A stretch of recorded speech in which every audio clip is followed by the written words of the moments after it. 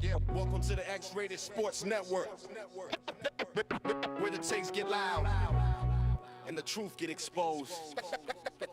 Let's talk about it. X-Rated Sports Network. If it's game time talk, we the ones who connect. Hello, ladies and gentlemen. It is your favorite show, Beyond the Surface, on the X-Rated Sports Network.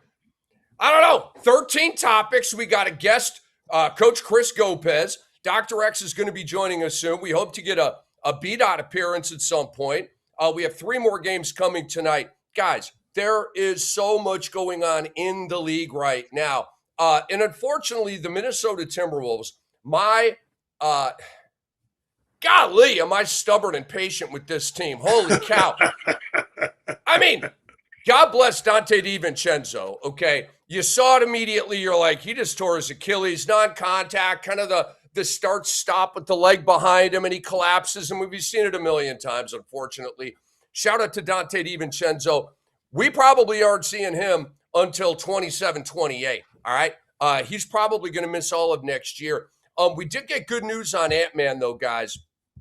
It's going to be a multi-week absence for him. But when you hyperextend your leg like Ant-Man did, it immediately takes you to a possible ACL. That's not the case here. He's got a bone bruise and a hyperextension in his left knee. I forget, I think it was Cam Johnson was coming down and Ant-Man was going up to block his shot, and Ant-Man got a little lifted off the ground, and then that creates a more awkward landing where you don't really know how far you're up. And that's where the hyperextension occurred. He avoided ligament damage, but he's going to miss time. So Minnesota takes a 3-1 lead without him and Donte. Very surprising. They're obviously defending Jokic at a very high level. I saw a meme of Rudy Gobert had Nikola Jokic as a baby, and he was rocking him in his arms. I thought that was kind of funny. But we know that for the rest of this series, Minnesota's not going to have their starting backcourt of Donte DiVincenzo and a top 10 player in the league, Ant-Man, okay? So Dwight Walton, you first.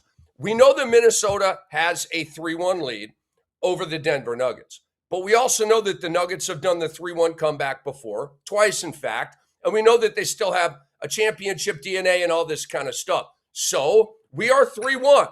Who wins this series, Dwight Walton? I'm going to go with the Minnesota Timberwolves, simply because as long as the Nuggets don't have Perry Watson and Aaron Gordon, that roster is seriously compromised. They lack the athleticism, they lack the defensive prowess that is necessary for the Nuggets to be at their optimum selves in order to have a sustained run in a Western Conference playoff situation. Listen, it's putting too much on Nikola Jokic, who's arguably the best player currently in the NBA. And that's arguably, because we can debate that one for the next 3 hours if we want. But the Wolves are in prime position to take advantage of an injury-riddled Nuggets team. Now, I understand that Donte DiVincenzo and Anthony Edwards are not going to be a part of the rest of this series. And I echo your sentiments. Prayers go out to both individuals. It's tough to have injuries at this time of the year, but that's professional sports. It is what it is. I just don't think the Nuggets right now have enough to sustain anything against the Wolves going forward. The Wolves seem to be Jekyll and Hyde. They play with our emotions during the regular season, but once the playoffs start, they turn into the team who we think they should be throughout an entire 82-game schedule. So I give the Nuggets the edge, although they're missing 2 of their best players, obviously. They are going into Denver, but they seem very comfortable. The same way the Knicks feel comfortable against the San Antonio Spurs, I have the same feeling about the Nuggets, about the Wolves when they play the Nuggets. I think the Nuggets will win tonight, but they'll eventually lose the series in 6 games in Minnesota to the Wolves. All right. We welcome the great Dr. X, one of the top sports medicine radiologists in America, to his program. He created and founded this thing. It is Rick Kamla, Dwight Walton, AM Pfeffer as well. Dr. X, first of all, what's up, dude? How you doing, man? I'm good, man. I'm chilling. I'm enjoying life, enjoying these playoffs. It's been a long time coming. We're finally here, so it'll give you a long May coming up. But yeah, and I've been enjoying all the games, all the matchups, seeing most of my predictions come true, seeing a lot of them, come to fruition, as well as some not coming true due to injuries and things of that nature. But what you got, Rick? What you got? Let's go. So I want to get you going in the XSN clinic here. We got a viewer question about when Ant-Man's likely to return. Doc, we know it's a bone bruise. We know it's a hyperextended left knee. And it looked pretty gruesome when it happened. Caught up in the air, the landing spot changed on him, and he didn't know. And there was a real buckle of that knee. We know that he avoided the ACL. There's no ligament damage, but he's got a significant bone bruise and this hyperextension that we all saw. We saw Giannis Antetokounmpo, Doc, suffer a very similar injury against the Hawks back in 21. I don't know. He missed 6 or 7 days, right? Remember, he came back for game one and almost had a 2020 game in game one. It was about a week hmm after that. So, what do you think is realistic for Ant-Man? Like, if Minnesota somehow wins to the West Finals, could he come back at that point? Could he be back in maybe 3 weeks? Talk to us, man. You're the doctor here. Yeah, I definitely think whenever you see that injury, it looks worse than it is because the one thing you want to rule out is structural damage, specifically to the PCL, which is it's more like a dashboard injury. The ACL is also at risk, as well as the posterior portion of the meniscus as well, most likely the medial meniscus. But the issue here is the bone bruising, and that's painful because there's trabecula, which is like the lattice work of the inner workings of the bone, and that can be have edema and inflammation. And then if you keep on playing on that, a microfracture then leads to a fracture, a full-blown fracture. Ew. But in this case, it could have been fractured. So let's just think on the positive. Number one, it could have been fractured. Number one, with no structural damage to the ligaments or the meniscus.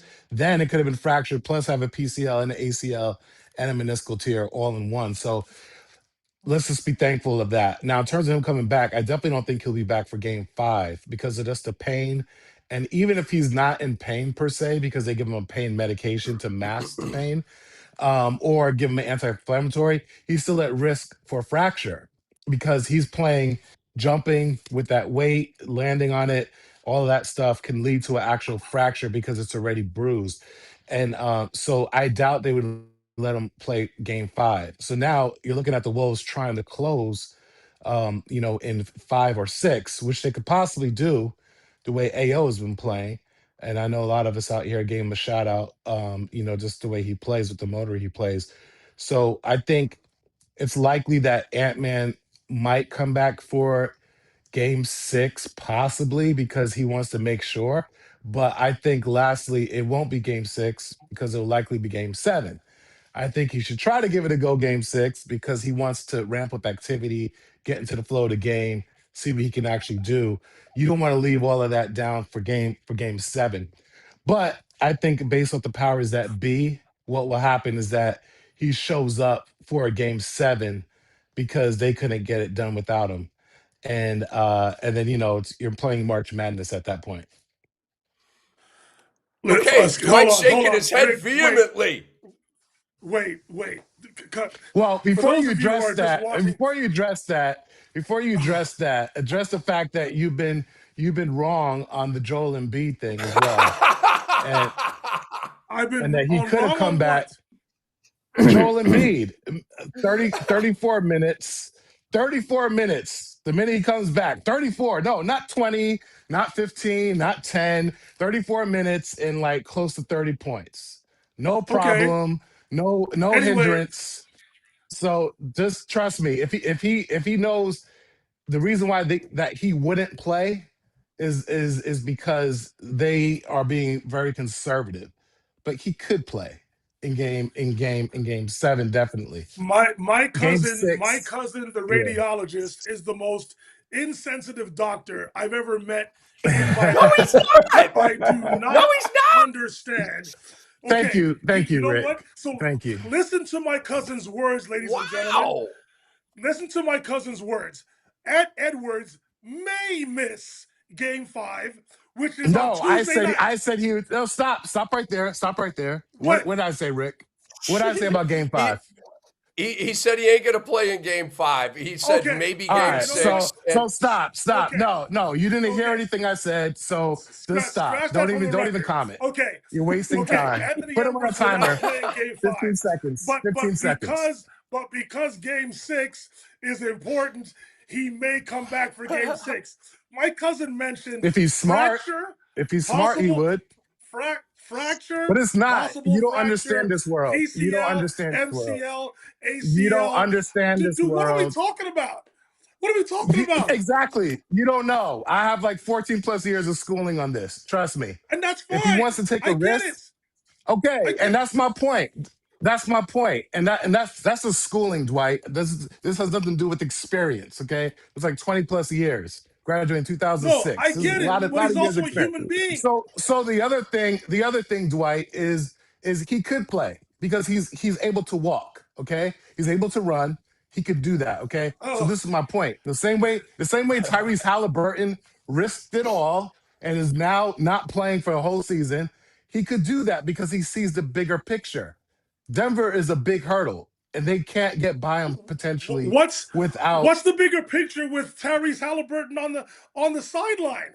You're talking out of both sides. I'm of your trying mouth, to say Gus. a fracture, him actually getting an actual fracture is not going to be like an open fracture where the tibia is out and stuff. It'll probably just be like a depressed fracture, and that's something you can come back from before July or the end of August. Okay, so I would risk it if you're in a little pain. Yes, the PCL is clear. It's not ruptured, so he's not risking rupturing his PCL. The same way Jokic came back on time After a month. ahead of the date. Yeah, because he knew if he missed one more game, that would have been it. Yeah, but that's my point, cuz you could come back. Rick just gave you an example of our guy right there with Giannis Antetokounmpo. You could come back from a bone bruise. I'm not saying it won't be painful. I'm not saying he will play 40 minutes. I'm just saying he might want to consider a part of his rehab, which would include running and ramping up activities. Well, just do that running on the floor, okay? Do that running on the floor. Be a decoy because your team needs you. Because otherwise, you're going to be waiting at home thinking about what could have been because you could actually beat the Spurs and then go on to play OKC. So I'm just saying it makes sense that he might give it a go game 6. He's definitely not playing game 5. I said that. Game 7, he might want to give it a go again. So we've gone to multiple weeks to possibly playing in game 6. It's actually 1 to 3 weeks. So I don't know the actual timing of like the games, like game 7, but he could potentially be back for game 7. Yeah, Shams reported the words multi-week absence for Edwards. However, that's what the team is telling Shams, okay? And, I mean, Willis Reed played Game 7 of the NBA Finals with a ruptured thigh muscle. A ruptured thigh muscle. Should he have been playing? Of course not. Should Kevin Durant have been playing in 2019? As we have found out later, probably not. But he did.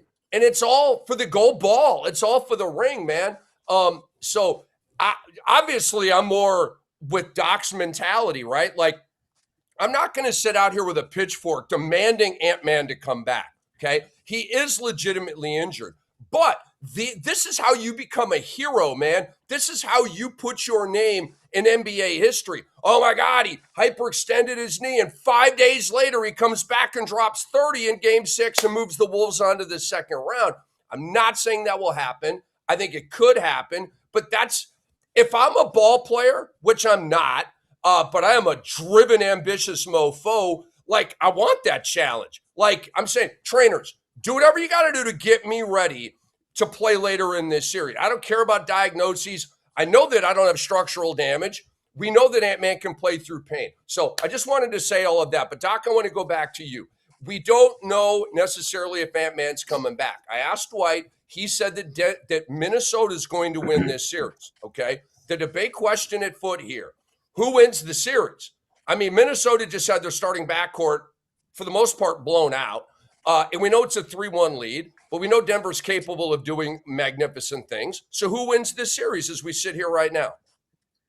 I got your Wolves winning, Rick, because at the end of the day, there's a mental component to all of this. If you're up 3-1 and you know you just got to win one more game. Now, the other thing that's not removed is Rudy Gobert's still there, Randall's still there, Dosunmu is still there. So you have that three right there, and then you have Jaden McDaniels. So the defense is still intact. Michael Conley is still a good defender. He's still a good floor general. He can get stuff done. So, and then you had the coach. Finch is doing really, really great things. And I feel like they'll lock in to just win one game just off of defense alone. If you just muck it up and make it like a NCAA game where it's 85-87, whichever game that was yesterday that we saw as well, that was low scoring. Toronto, But I just feel Cleveland. like that's what they have to. Yeah, Toronto, Cleveland. Exactly. So that's what they have to do. And they have 3 tries at it. Hopefully they get it done right away. I doubt it'll probably happen in Denver. They'll probably have to come back with their backs against the wall in game 6, knowing that game 7 is staring them in the face. But I think your Wolves get it done. I think AO will get it, will be in position to play big. Randall, we know, disappears in big moments in playoffs, but I think he's up to the task as well. So by committee, they will have to get this done. All right. AM Pfeffer, the floor is yours. No timer, dude. Who wins this series? Well, before I answer that, I just got to say, I am loving insufferable Knicks fan Doc X right now. It just couldn't be living. He's just bringing so much thunder. Just as much as I'm loving, like, Dwight's alter ego bobblehead from, like, Canadian national team night. That's just as good. I think we should make one in the vein of Noodles, and I would put it directly on my desk for the next show. I promise you that. The Wolves are going to win this series. Yeah. Wow. Doc, you mentioned everybody and still left out 4th in the voting for 6th man of the year, Naz Reid, right? I mean, they have depth on this team. So Bones Highland, he's still there getting done. But really one thing that jumps out me more than anything, it's AO, okay? I mean, look, we took VJ, CJ, Kennard when we talked about Scoot, who's having the best playoffs. At this point, right, who's really showing up, it's AO. His first 2 games, he shot 50% from the floor.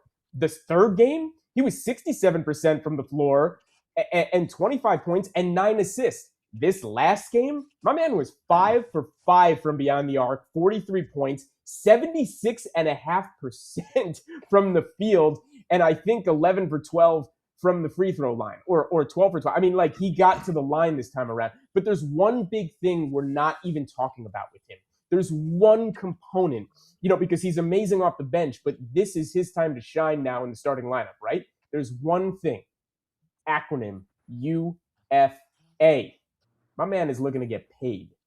All of a sudden, he's staring at a possibility of a 4-year deal of $20, $25 million from some team out there, whether it's Minnesota or somebody else. And he's showing up. He's showing up. Yeah, per year. I wouldn't be surprised if somebody out there is looking at him. Yep, and looking at him and saying, are we paying him 15? I mean, 25 is probably a stretch, but I think Ayuk is looking at 15 to 20 million. Someone's looking at this and saying, why aren't we giving him a 4-year deal at $15 or $20 million a year? He is proving that he is a backcourt component to do that as a starter somewhere in this league. That's what he's looked like in these first 4 games. What does game 5 or what does game 6 look like? And the other side of the equation with Denver, Valanciunas didn't even play this last game. Strawther didn't even enter the game. Gordon's hurt. They're decimated. Murray and Jokic are still doing what they're doing. I mean, Jokic has not been efficient, but he's still putting up the stack lines, and they're getting blown out the building on some of these games. It just doesn't look right. Denver, as good as they were on their 12-game winning streaks, 13-game winning streak to end this season, has looked just as bad in the playoffs. There is a missing component. Aaron Gordon is hurt. Dwight's been talking about him all year. They needed him healthy. They needed him looking right. And without him, they are so far from right. Minnesota gets this done in 6. Wow. I really appreciate your guys' opinions. I hope they are correct. I do not, however, share them. And maybe it's because I'm just too close to this as a Timberwolves fan, who's already been divorced and then remarried. So I've already been drugged through hell with this team. Okay, they've already dragged me through hell. But I'm back. I won't go back with any of my real ex-wives, but I'll mess around with these Wolves. I think Denver's going to come back and win this series, guys. NBA teams are 285 and 13 when having a 3-1 lead. Doc Rivers, cover your ears for a minute. We've only had 13 times in league history that a team's come out of a 3-1 hole. That's kind of surprising to me, but it's factual. The last 2 times were the Nugs, both in 2020, okay? And yes, one was against the Clippers, of course it was. Denver's going to do this again. Game 5's in Denver. I promise you that Denver is going to house Minnesota in this game, okay? It's going to be a death game for the Nugs, just like how the Knicks were in Game 4. Like, everybody was on one, right? And just ready, like that. That's how the Nugs are going to be in Game 5. Place is going to be going crazy. Wolves don't stand a chance. I think it's going to be a blowout, okay? Because it's a gravy game for Minnesota. They don't have to win that. They know they got Game 6 coming up at home. Game 6 is the whole key here. If Minnesota wins Game 6, obviously they win the series. But if they lose Game 6, they win in Game 7 in Denver. Because now you got 2 wins in a row for Denver. Momentum has swung. Obviously, if they've won 2 games in a row, Jokic has gotten his act together, okay? And then he's now humming going into Game 7. I believe that Jokic, after 3 straight, the 3 worst playoff games we've ever seen him play in succession, 8 of 22, 7 of 26, 8 of 20. He's never been this bad since he's been, the best player in the world or even close to the best player in the world, winning MVPs and all that. Never been this bad. But guys, to think that all of that is just going to continue, I don't agree with that. Great players find a way to adjust, find a way to dig deeper, find a way, period. Like our guy, JALEN. He just finds a way, okay? Now, not at the end of Game 3. We understand that. But anyway, I got Denver coming back to win this series, but I hope you guys are right. Okay, AM Pfeffer, I want you to go first on this one, man. The question is, fellas, is Kevin Durant damaging his legacy? 78 games played in the regular season, 1 game played in the playoffs, 3 DNPs, obviously 3-0 hole. You win Sunday night, but we all know what's going to happen. The Rockets aren't winning this series, okay? Here's the chronology of KD, a little setup for you, AM. Since leaving Golden State, in 2020, missed the season with the Achilles. 2021, eliminated second round. 2022, swept first round. 2023, eliminated second round. 2024, swept first round. 2025, missed the playoffs. And this year, injured and down 3-1. Is Kevin Durant damaging his legacy, AM Pfeffer? No, not remotely, not 1% in my eyes. I want to be very clear about this. In my top 10, Kevin Durant is number 7. I have him number 7. I have him over Steph Curry. He was the better player on Golden State than Steph Curry. He's the one who won back-to-back MVPs. He has an NBA MVP for the season.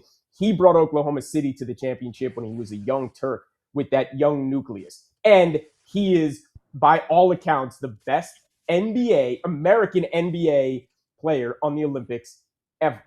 He's number 7 on my list. All the teams and all the things and everything that you just mentioned is actually part of his legacy. This is who Kevin Durant is. He's a interesting guy. And to know that about him is to love Kevin Durant and to love that as part of his legacy, that he's bounced around, that he forced these trades, that he was really in the mix during the player empowerment era, that he says the things that he does, that he's standoffish, that he's actually extremely smart and acerbic with the things that he says. That is Kevin Durant's legacy. It's got nothing to do with what happened where he's been, because at least where he's been, they go to the playoffs, unlike my New York Jets, for example. At least he shows up and the teams get to the playoffs. What happens after that and his injury, whatever it may be, that's just part of it. He's getting older. He's 38 years old, 37, 38 years old, but he's been playing all this time. He came back from an Achilles injury. He put himself in jeopardy and blew out his Achilles, and then he worked his way back and became second and third team All-NBA guy after that for years and years and years. He was a great defender People forget that. His legacy is cemented. It's cemented. You play long enough, people come at you. You live long enough, you play long enough, people come at you for myriad reasons. Get off me with Kevin Durant. He is number 7 on my top 10 of all time. Cemented for me right there. No problem with his legacy. How dare you put Kevin Durant and the New York Jets in the same sentence, AM Pfeffer? You know better than that. How dare you? Give me a break. And what was that word? Acerbic? Is that what you said? Is that what you said? Acerbic? He's acerbic. Yes, acerbic. He's sardonic. He's sarcastic in the best way possible when he wants to be. He's an interesting guy. I love listening. My kind of word. Thank you. We always get a new word from AM. I think I've maybe heard that word once or twice, but not used as fluently as you just did. Dr. X, is Kevin Durant damaging his legacy? It's not helping. I definitely don't think it's helping, but I think his legacy is secure. Finals MVP twice. I'm with it. And he beat LeBron James at the peak of his powers, and he was at the peak of his powers. He beat him twice decidedly. There was no, what if there was no game 7, go game 6, gentlemen sweeps.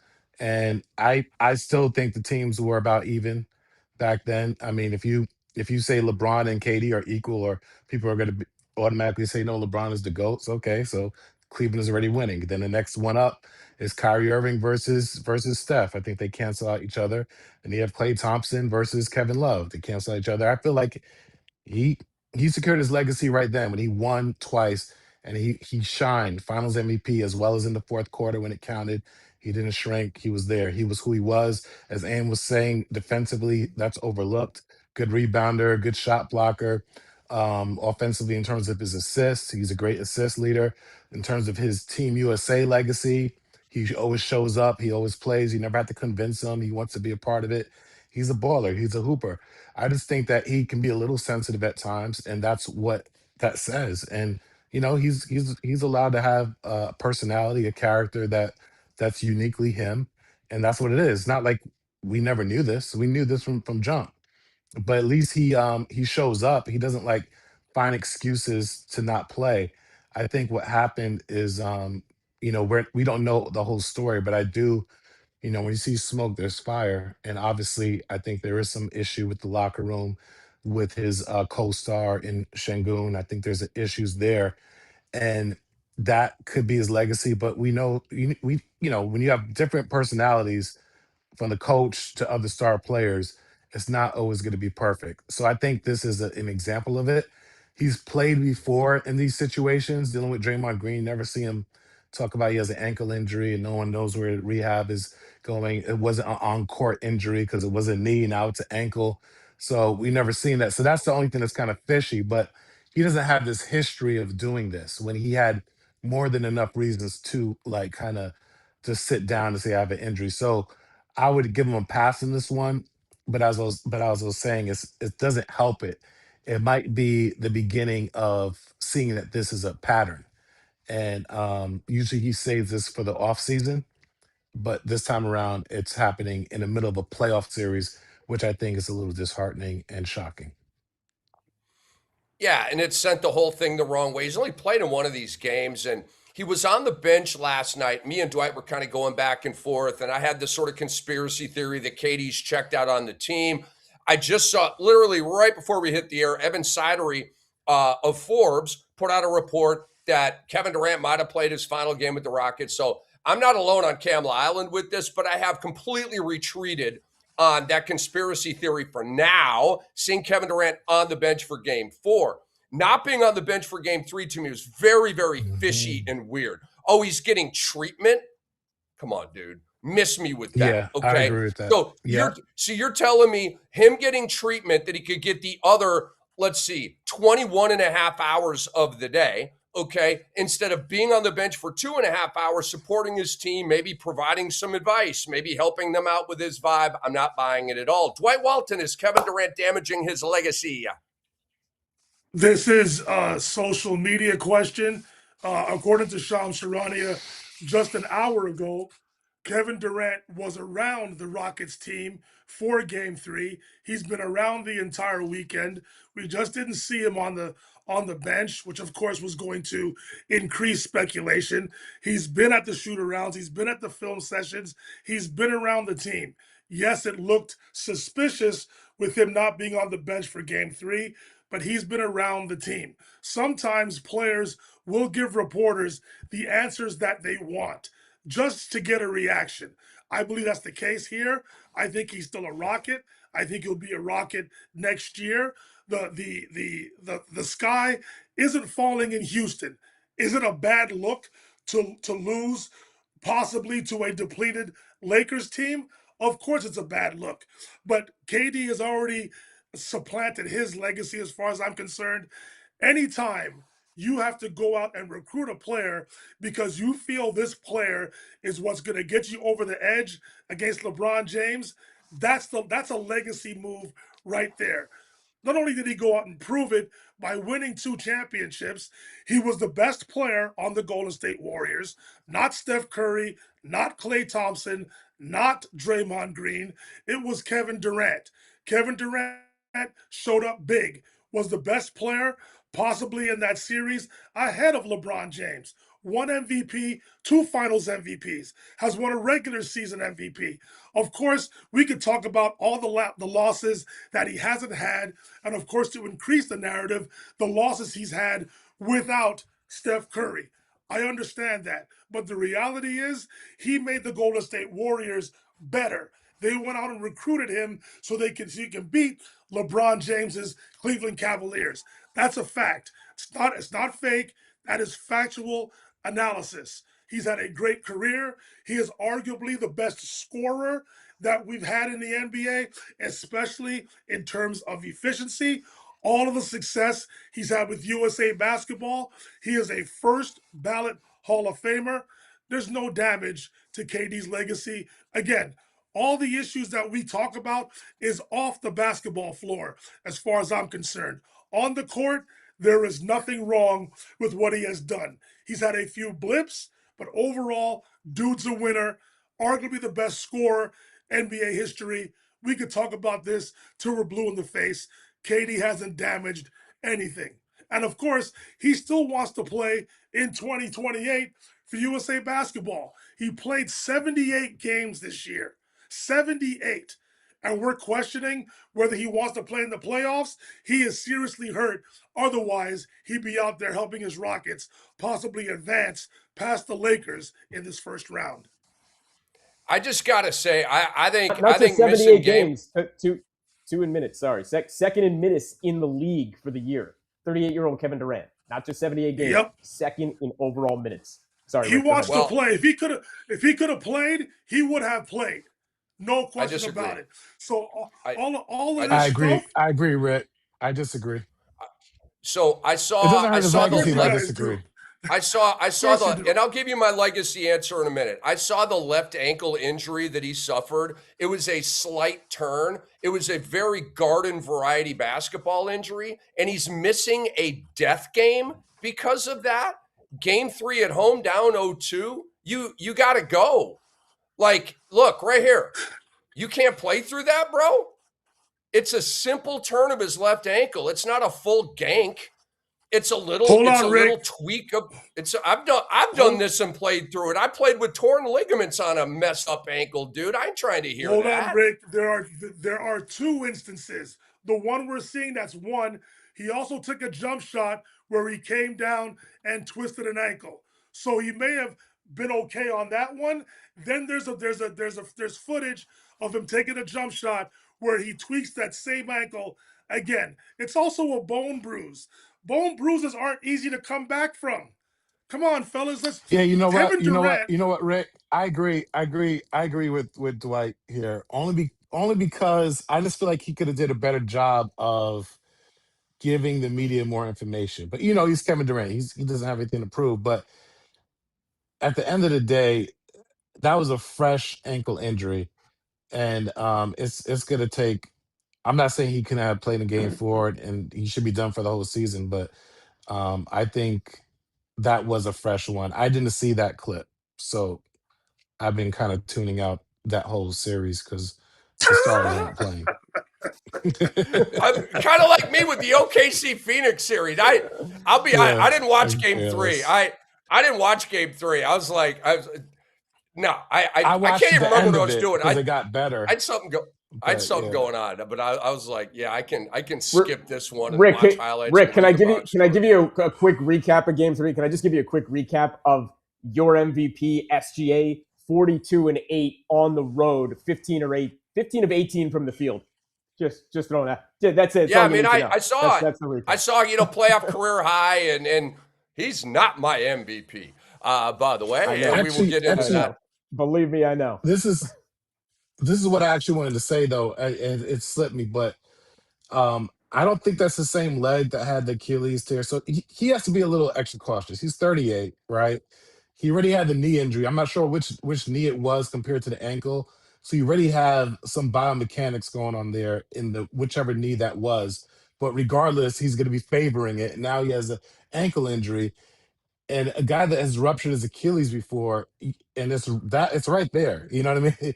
Bone bruise, whatever it is, you might favor it, you might do the false step, and now you have another Achilles injury. That could end his career. So I think in KD's defense, it was really the optics he should have been more aware of. Like, be on the bench, bro. You have no excuse for that. So I think the optics is where he dropped the ball here. He should have been there on the bench for Game 3. I understand that why he didn't play, but given the history of Achilles ruptures and a current knee injury. I just did a quick AI search. I had to disarm Dwight. I just had. Well, look, I'll retreat on this. If Doc, if you and Dwight disagreed, like but if both of you guys, all right, I grudgingly acquiesce. Now, here is my take. I was just gonna say, I tried to look up which leg Durant had the Achilles on, and there's like 10 articles. All they say is Achilles tear. No, right, left. So annoying. Anyway, here's the legacy take. Maybe Jason can unearth that with a more lengthy search than I was able to do. Guys, Kevin Durant is not damaging his legacy. Matter of fact, the only thing that could damage Kevin Durant's legacy is a nefarious off-the-court incident, okay? And God forbid, and hopefully, and none of that's happened yet, and so we don't have any reason to believe that it will. Losses do not determine your legacy when you are already a proven champion ×2. James Harden, different story. Losses do add or damage. They add to his negative legacy, okay? But losses do matter for James Harden because they are his legacy, okay? So if you're Curry, LeBron, Durant, Tatum, Brown, and you've already got a ring, especially multiple rings, okay? The only people that can take a shot at your legacy are in barbershops and on bar stools, okay? And social media. So, and I'm not hating on those people at all. They can think whatever the heck they want. Losses are just missed opportunities to guys like Kevin Durant, adding to their legacy. What one of you guys said, Doc, I think you said he's not damaging his legacy, he's just not adding to it. Bingo. That's it. That's the right way to put this.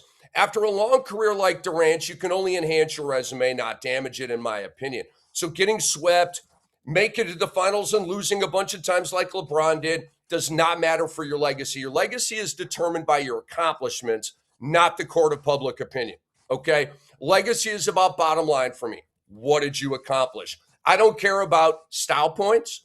I don't care how you did it. I don't care why you did it. I don't care about bad losses. I don't care about any of that stuff. All I care about is rings, finals MVPs, all-stars, all-NBAs, all that kind of stuff. And a couple of things you can say about Kevin Durant. Kevin Durant is probably the greatest mismatch the league has ever seen. Kevin Durant is probably the toughest one-on-one guard the league has ever seen. And people are going to say Kyrie Irving with that. And I get it. He's the most skilled player. He's probably got the best bag in NBA history. Guess what? He's 6'2". Okay? Kevin Durant's 7 foot. All right? With crossovers and between the legs and behind the backs and pump fakes and 1 dribble pull-up, 2 dribble pull-up, 3 dribble pull-up. And nobody can guard any of it. Okay? Unless you send doubles at him. It's the only way you can do it. He's a top 20 player all time. Might be on the Mount Rushmore of small forwards with LeBron, Bird, and Pippen. They are definitely on that. You could put Dr. J on there. I don't know. That fourth guy is debatable here, but Durant probably has a better NBA resume than Dr. J. You merge the ABA, maybe it's a different story. Kevin Durant, 16 All-Stars, 11 All-NBA, 4 scoring titles, not talked about enough. Rookie of the Year, MVP, 2 Finals MVPs, 2 rings, 5th all-time in scoring. 5th, okay, at 32, 597. He has a chance to get to number 2 on the scoring list, okay? He's got to play a lot longer to get Kareem, but he's got a chance, man. So let's move on, and this is going to be a 60-second joint right here. We got to speed up the pace a little bit, fellas. Dr. X, you first. And I got to play some sound here. Guys, I want to move on to the Ime Udoka, all right, and what he said after Game 3, and it was his right Achilles, Doc. Thank you, Jason. Right Achilles for Durant, left ankle injury, so, but it is what it is. We've already spoken about that. Here's Ime. Coach, just kind of what was your general messaging to the guys after this loss, now down 0-3 in the locker room? You know, grow up, and you're not that young anymore. You've been to the playoffs once, and we watched every situation just now. Coach, just...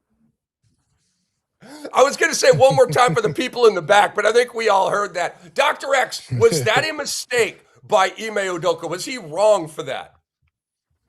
Wrong how? Sometimes you just got to just be blunt and straight up and cut off all the fat from your message. Just say straight up, like, grow up. Throwing the team under the bus. I think that's what they need to hear. I think they already knew that too. I think they want to win, and they're basketball players. They probably talk like that to their other teammates. They probably talk like that. They've been around this a long time, all their life. So it's not the first time they've heard grow up and we have to get past this. We have to be better. So this is nothing, man. These guys are built tough. I don't think anybody's caring about what he said. If anything, at least he's in character. We know him to be this type of guy, and I think Ime Udoka did a great job of just being straight up. Okay, I like the answer there. 60-second clock, please. Dwight Walton, did Ime Udoka make a mistake with what he said? No mistake whatsoever. I am sure he said that to his team before he went out to the post-game presser. So he was basically just echoing what he said in the locker room. He does not care whose feelings he's hurting. He's a straight-up, straight shooter, in-your-face, brash type of coach. You can see him on the sideline. Exactly how the Houston fan base feels is how he feels. So again, there's nothing wrong with the message.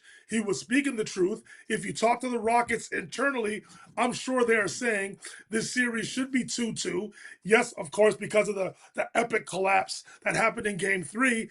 But if you look at the overall statistics, the Rockets have outplayed the Lakers. The Rockets have allowed the Lakers to get away with averaging over 20 turnovers per game in this series. The Rockets should have taken advantage of that, and that's why I've got no issue with what Udoka said, and I'm sure he said it before he went to the press conference. How about you, AM?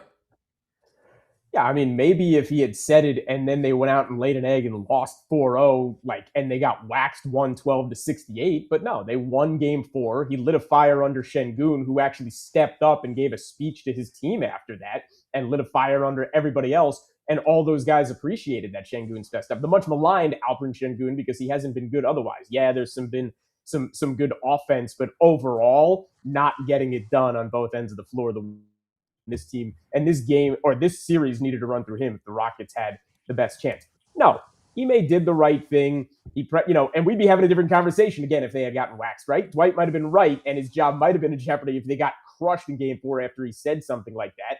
But it worked. And now they're down 3-1. And as much as we talked about Denver coming back and beating Minnesota, this, oddly enough, now you got 2 series where you see some other team, including the Rockets over the Lakers, you would never say that down 3-0, that there's a chance for them to come back. Oddly enough, they're the one series that could be done. Without Luka coming back, and he ain't coming back this series, and without AK, Rockets oddly have a chance. I'm not saying they're doing it, but it's there for the taking. I would agree with that. Nah, I wouldn't agree with that. I'm a believer in numbers like with Durant, but no, like I'm a huge fan and believer in numbers that have a 0 at one side of the hyphen. Okay, like LeBron being 32-0 with a 2-0 series lead. That's not a stat. That's a truism. That is a fact of life. Like the fact that we have dirt on Earth and that we're 60% water on our planet. It is I might have been wrong about that, but you get my point. It's a fact. Or that Kyrie, maybe it's flat. Maybe it's a flat Earth. I don't know. I don't know. But Ime Udoka was not wrong. And you know what I liked about what Ime did? He removed himself from the wreckage. Okay, he was not the one on the court making those mistakes. Jabari Smith's bad pass was intercepted by Marcus Smart. Oh, so that's on Ime. And then Jae'Sean Tate immediately fouls Marcus Smart on a 3, you dummy, giving him 3 free throws, makes all 3. Okay, and then Reed Shepherd. What do they tell guards when you're dribbling up against pressure? You have a better chance of not turning it over if you hit ahead as opposed to trying to dribble and split double teams and you got LeBron coming around the back, then bang, bang, LeBron gets the ball, hits the shot. So all of that is Ime Udoka's fault. Are you serious right now? So I love Ime Udoka. He's a hard-ass coach. He doesn't care about your feelings. He doesn't care to comply with the wussification of America. He doesn't care if you like him or not. He doesn't care if his players like him or not. He's going to coach his team hard, period, and he always gets results. Always. Okay? And if Kevin Durant were healthy in this series, it is 2-2. Somehow, some way going to LA for game 5. All right. I want to get to our Jalen Brunson topic here. Because obviously, in game 4 on Saturday, which Doc and I were texting, I pretty much nailed this one. I should have fired up my Hard Rock bet account for this one, Doc. I knew the Hawks were going to lay a freaking egg, and I knew your team was going to come out. But there's been this whole narrative, Doc, it has gone on before game 3. But game 3, the end of it, and Brunson's my guy. But that sucked. You got the double, you throw the ball away. He's just so much better than that, so much smarter than that. He's screwed up, okay? They lost the game. So it led to all kinds of rants on Twitter. They don't have that dude. They don't have that dude. They need that dude. They're missing that dude. I did see a clip. Becky Hammond, GOAT coach, she's on record on ESPN bickering with Kendrick Perkins about that the Knicks don't have that dude because Brunson's too small. Dr. X, no timer on this. You got all the time you want. Do the Knicks have that dude in Jalen Brunson? They do if Jalen Brunson realizes that it's a team game, like to pick his spots. Like if Brunson did a better job of playing through Karl-Anthony Towns, his life would be easier. Meaning, I would rather Karl-Anthony Towns throw grenades at Jalen Brunson with 5 to go in the shot clock or 3 to go with the shot clock because Jalen Brunson is that dude in clutch situations at the end of the shot clock as well. So that's what should be happening because the offense flows better. Like force him to be the Nikola Jokic light, or as they say, baby Jokic in terms of when they're referring to Şengün, because he gets the ball in the high post. He makes the right pass. He's a great passer. He showed that all season, even last season. And so now he and OG have this synergy going on where OG is like a dunk. Every time he gets the ball, it's always an off the vert dunk. I'm shocked at how much power OG has, but then when he drives the ball from a distance, he gets too low to the ground. So his knees are already scraping the floor. So he doesn't have enough boost to get up. So he's always seems grounded when he does that. But OG, he's a straight bucket when he gets the ball right in stride and just does like a easy off the vert dunk. So that's his OG, but he gets Mikal those shots. He gets Josh Hart those shots. And he's also got Jalen Brunson those shots. I just wish that Jalen Brunson would return the favor more often, which he has in the last month, you see a little bit more synergy with those two. And I feel like the coach and everybody around the world and the New York brass have been pushing that. Even on the sidelines, there are people that were screaming at the uncles of New York, screaming at Ewing and the guy from above the rim, Leon, was Yeah. screaming at everybody like pass the effing ball to Jalen Brunson.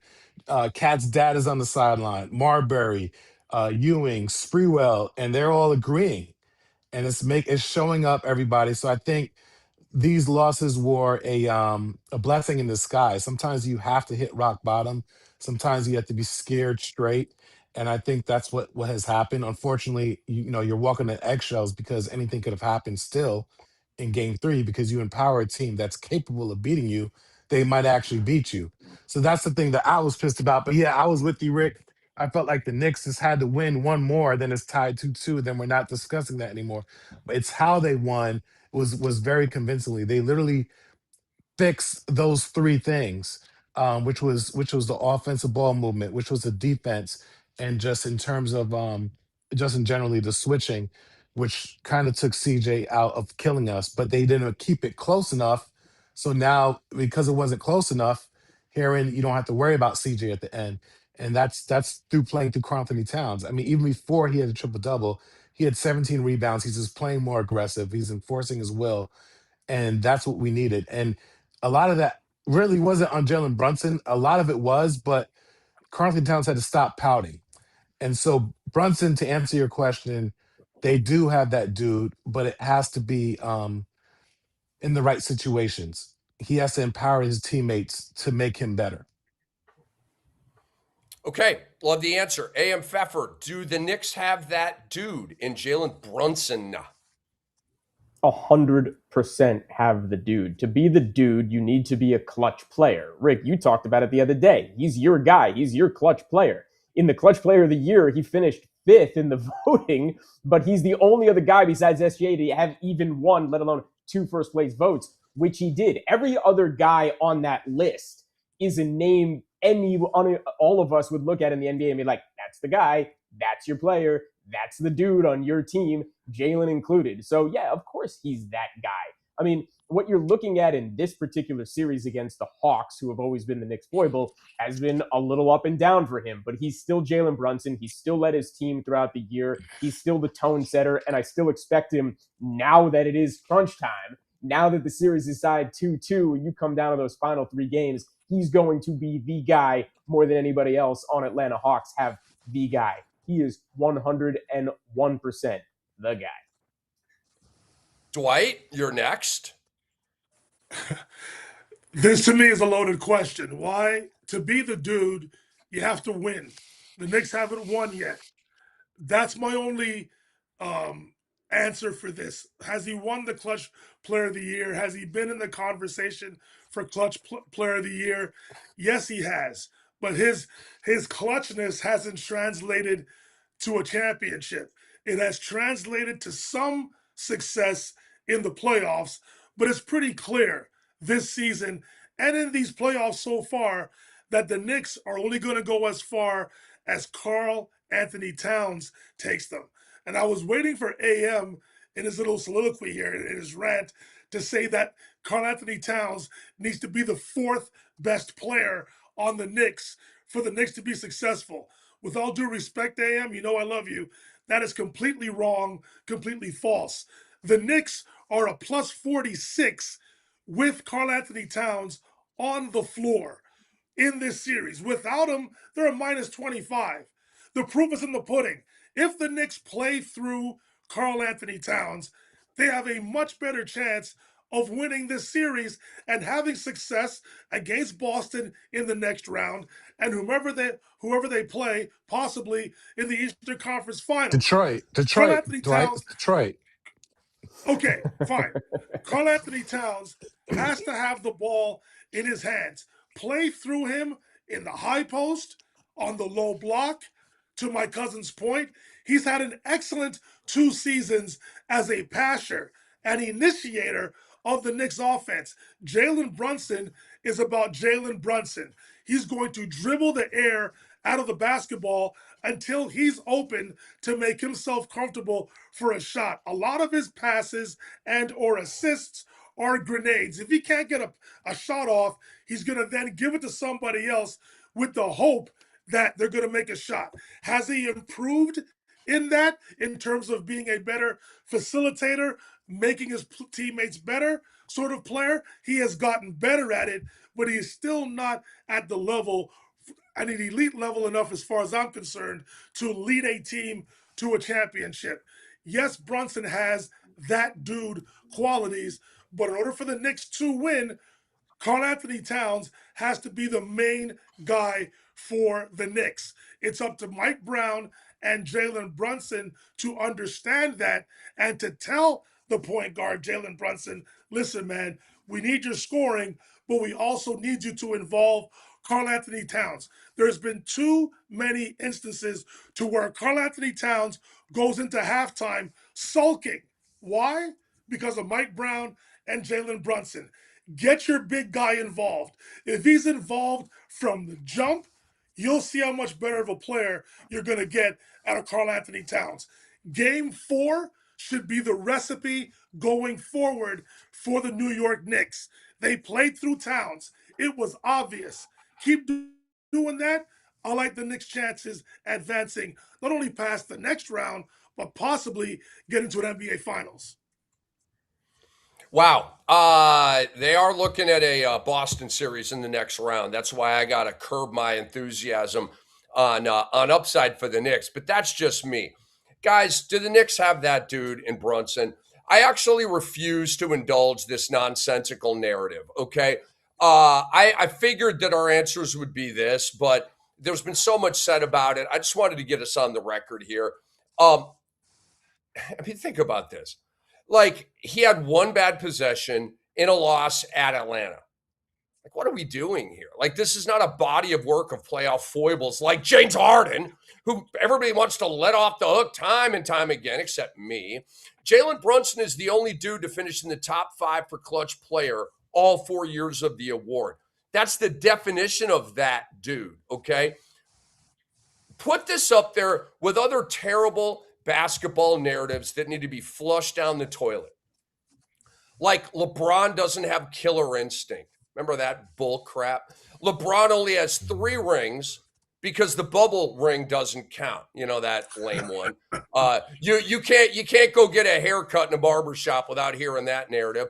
And the 80s and 90s were all plumbers and firemen, okay? Put the Jalen Brunson, he's not that dude narrative up with that garbage. Let's go back here to Cleveland and Toronto. And there's been a lot of kumbaya here, and we've been agreeing, and we attaboy, and we've been patting butts, and we've been bro hugging, and it's about to get real. Before I even ask the question, I gotta just go on a quick little rant. And I'm going to channel the late great Dennis Green. The Cavaliers are who we thought they were. Okay, I won't bang on my desk anymore. But remember, Dennis Green was pounded on the podium as he said that. Shout out to Dennis Green. Up 2-0, the Cavs get smoked in Game 3. Predictable. The Cavs get beat in Game 4 despite the Raptors shooting. Are you sitting down? 32% from the field and 13% on threes. And your vaunted, they might go to the NBA Finals, Cleveland Cavaliers can't beat that? Are you serious? And the team doesn't even have their starting point guard. Only a James Harden team could lose a game like that. He's the only one. Speaking of Harden, major choke job down the stretch of this game. As predictable in death, taxes, and Dr. X having a rant about the Knicks at the end of the show, okay? James Harden fouls Brandon Ingram on a 3. You guys saw that play. Dum, da-dum, dum, dum. So stupid, dude. Just fly by. You're gonna block Brandon Ingram's 3-point attempt. Really? Just Guess what? That's 2 points, okay? James Harden gets away with an offensive foul. I think it was against Merrill. He can't even score against Sam Merrill in the clutch, is what we're talking about here. So he bangs into him. The refs say no call. And then he has this little baby feathery midi, complete brick, pulls the string on it. It's almost an air ball, okay?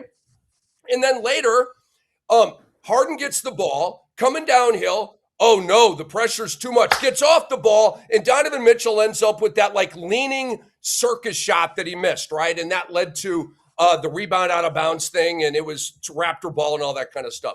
We have bad decisions. We have hiding from the ball. We have missing critical shots. So nothing has changed at all with James Harden. Not one thing. Oh, by the way, the production has gone down with each game of the series. I don't make this up.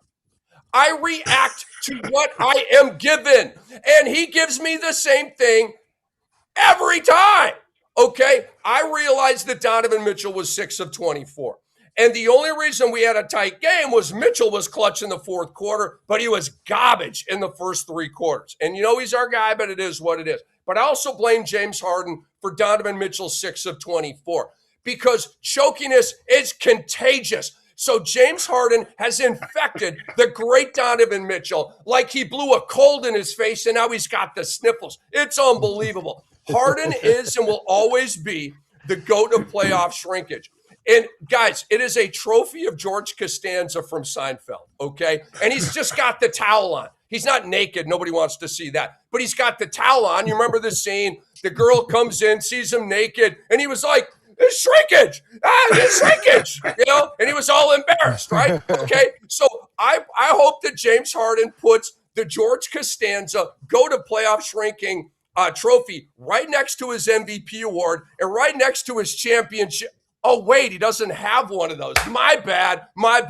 Dr. X, do you still think the Cavs are going to beat the Raptors? And I want to add a little side thing. So I've said what I need to say. All right. This is for you guys now. Answer that. And then also, is your like overall confidence in Cleveland kind of diminishing a little bit or not? It's not. I think Cleveland is well built, and Sam Merrill is actually on the Cleveland Cavaliers. On the I don't know who Cavs, that player. right? Yeah, I don't know who James Harden was bumping into. But I'll say this. Yes, James Harden. That's The a reason pretty why good I'm point. high. That's a pretty good point. You don't score against your own teammate with. That's a pretty good point. I forget who the dude was. My bad. Go ahead, Doc. Go ahead. Yeah, but I don't know. The reason why I'm picking the Cavs is because James Harden isn't the number one player in this scenario. I put it on Donovan Mitchell. Now, things happen. The home team won both games, right? And that's what happened. But I still think that they're built to play, to win it. And the thing with the Toronto Raptors is I don't know if they're that hard nosed either. You know what I mean? And I feel like the rotations could be better. I feel like our guy Winter Soldier Max Struess should be Yes. starting over this Dean Wade guy. First off, I'm tired of seeing the name because it always fakes my brain out every time I see D Wade. But I just don't think he's adding enough. I just think I just feel like Max Struess should be in there at certain points of the game where Dean Wade is in there. And yes, I don't know what James Harden's stat totals were yesterday, but he did look a little timid and was coughing up the ball. And yes, that was a stupid foul, obviously, and he has to be more mindful of that. But I think Donovan Mitchell can overcome it. I think the fact that James Harden can still activate and make Jared Allen and Mobley better is a plus, and so I'm going to go with that.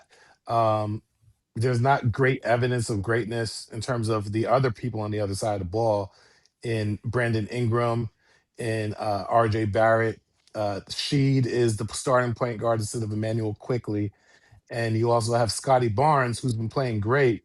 But I don't know, based on how they played against the Knicks, sometimes, they do some disappearing acts, all three of those guys. And so if it's left up to them at a home game in Cleveland, I'm going to go with Cleveland just off of Donovan Mitchell alone. Okay. All right. AMFF for you next, man. Do the Cavs still win this series? And has your overall confidence in Cleveland been diminished a little bit or not?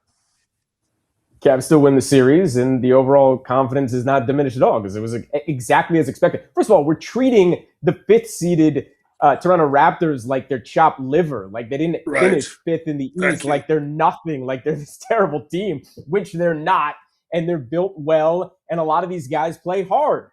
So they're a good team. Said Cleveland was going to win in 6, so 2 at home and winning emphatically like they did, and then 2 bad losses on the road, which is NBA playoff basketball. Now they come home and they're going to win this game. I would expect them to win this. The question is, do they make this go 7, or can they go back to Toronto and figure out the enigma? Can they figure out what they're quote-unquote doing wrong because they're the better team and close it out, which is kind of what I expected them to do. That's how I expected this series to go. So no confidence lost. Cleveland still wins. Rick, I get it. You hate Harden. You hate the Cavs. This is looking good for you. You're happy that it's all of a sudden 2-2, but there's still a lot of work to be done. This is the first, that's why they play 7-game series. This is going to happen. This is the NBA playoffs. This is the 5th seed. Toronto is not a bad team. Nothing gained, nothing lost. It's going as expected. Yeah, I don't hate James Harden. I'm just a really severe critic. And it gets more severe. And I don't agree. The H word is the H word, and you're right. I shouldn't have said that. It comes out of love. It's fine. It's fine, but it just anyway. I wanted to say that I don't. Trying to think if I hate any ball players. No, I hate some coaches. I guess some decisions by shot callers. But anyway, Dwight Walton. Does Cleveland still win this series, and has your overall confidence in them been diminished at all? Cleveland still wins this series. I believe I had the Cavs winning in 7 because they have home court advantage. To your point, cuz I think first of all, Max Strus has missed the majority of the last 2 years with a serious ankle injury. I think Kenny Atkinson feels a lot more comfortable with Max coming off the bench. I think he believes that Dean Wade brings stability to the small 4 position. He brings more size. He's definitely a better defender than Max Strus, and he can knock down the occasional 3-point shot. So I think that's why Atkinson has Strus coming off the bench rather than starting. And again, I just think James Harden brings a different element to the Cavs that Darius Garland didn't. He may not be a defender at the point guard position, but he's bigger and has more playoff experience. I just think for this round, the Cavs will get out and beat the Raptors. Going forward, that's a whole different conversation, but their roster is built for championship contention. Does the Harden disease come to fruition going forward? Let's see how it plays out. You guys, this has gone from the series that nobody cared about to I can't wait for Game 5. I mean, I'm stoked for Game 5. And it's probably going to be buried on NBA TV or something. NBA TV. Anyway, I'm just making stupid jokes here. No, you're right. But I'm gonna go first on this one, guys. I want to put Paolo against Franz again as we kind of downshift into Detroit versus Orlando. My favorite series. Do you guys still think Franz is better than Paolo? Do you guys still think that? I'll go first. I mean, you guys already know. You guys already know how I feel. Paolo Banchero in Game 3, he only had 25 points, 12 rebounds, 9 assists, 3 steals, and 2 blocks. He only had just a meager stat line for the second or third best player on the Magic team. Yet he's been the money man as they take a 2-1 lead over the number 1 seed in the Eastern Conference. For the series, Paolo Banchero's at 22, 9, and 7. 22, 9, and 7. 1 block, 1.7 steals per game. Franz in this series, 4th on the team in scoring at 16 PPG, below Bane and below Suggs. I could rest my case, but I got more.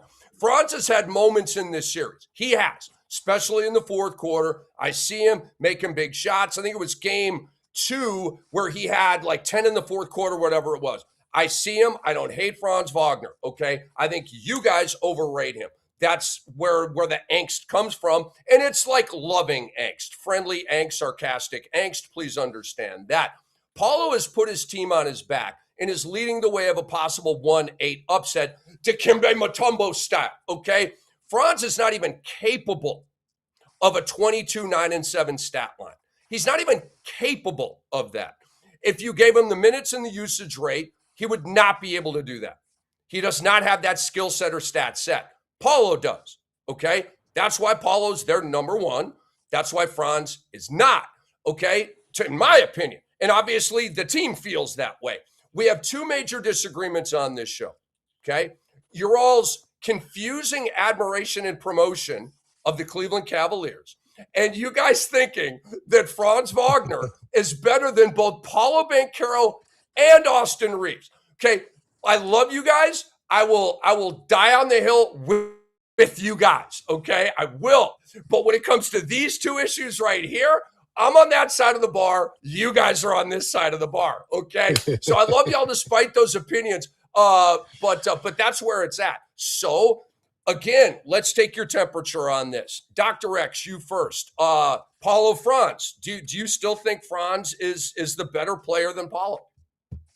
Well, I think we gotta be fair because everybody wants to talk about Jokic. Oh, whenever he has a bad game, you know, he's not at his best right now. We know, and it's like, what are you guys talking about? What is he not at his best? From the same old bone bruise that he had 17 or 2 months ago? Is Yeah. that what they're talking about with Jokic, Dwight? Because you should be all over it, right, Dwight? I About haven't seen that. about I haven't seen that, About Doc. Jokic. No, about I what heard it. now? He's shooting Jokic. Jokic is shooting like 15% from three. He's not playing his Yes, best basketball. he's not playing his best basketball. No, Is he's he not. hurt or is he not No, hurt?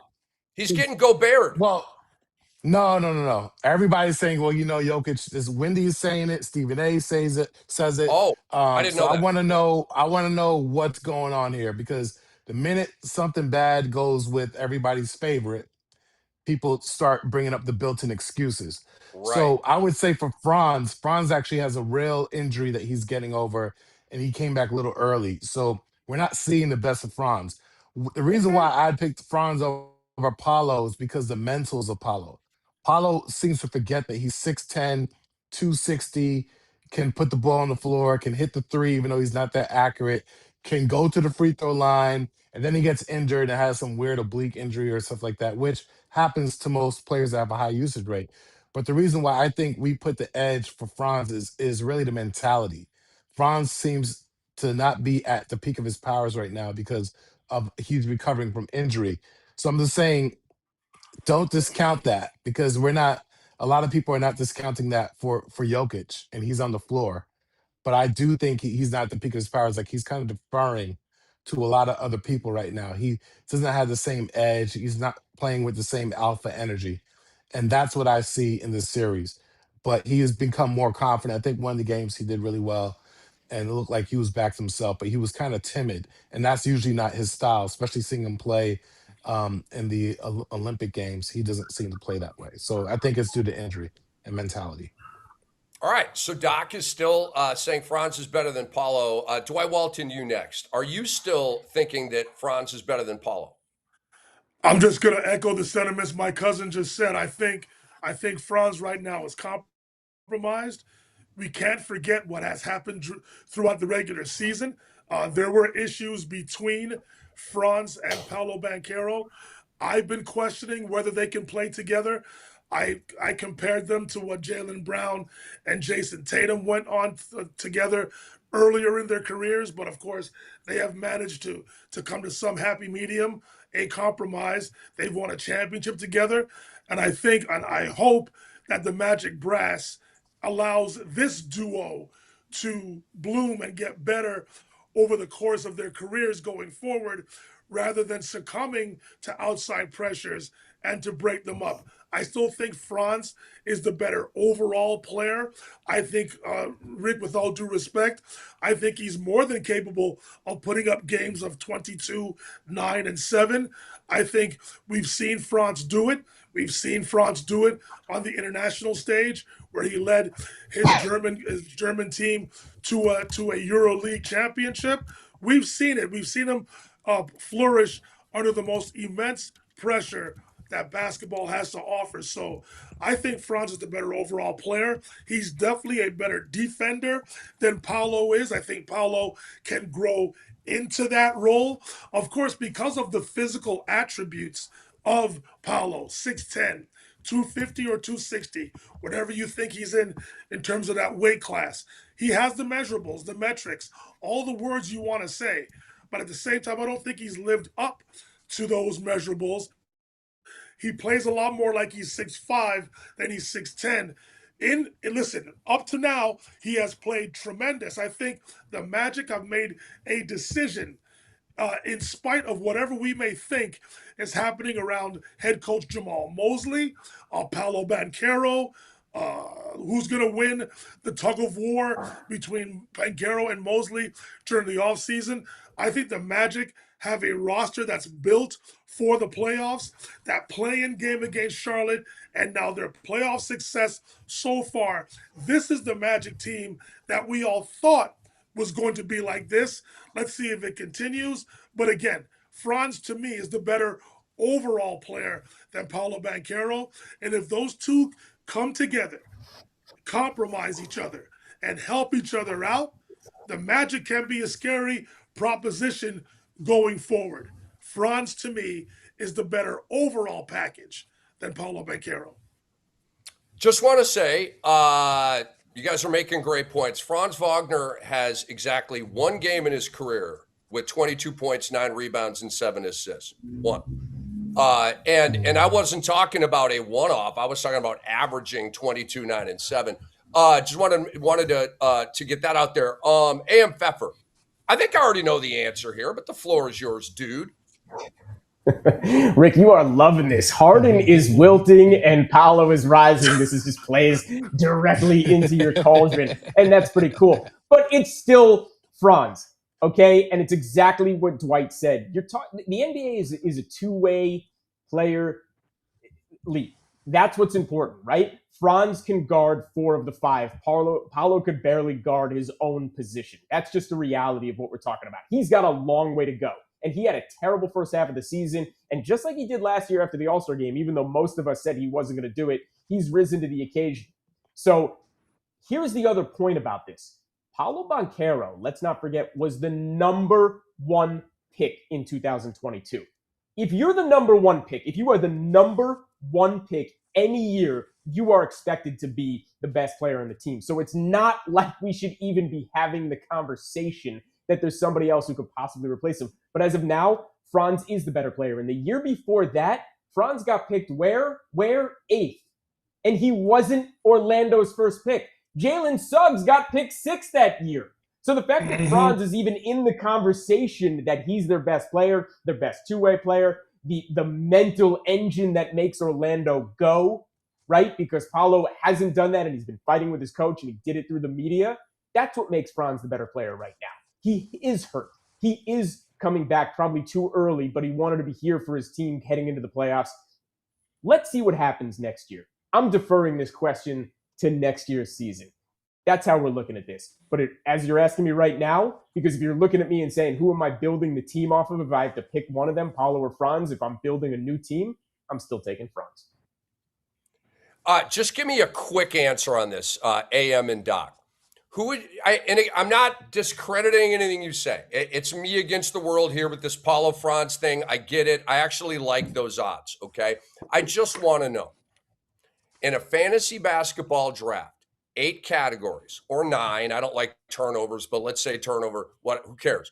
But not 5 cat, but 8 or 9 cat. Who would you rather have in fantasy basketball next year, Paolo or Franz? Next year? Who's answering first?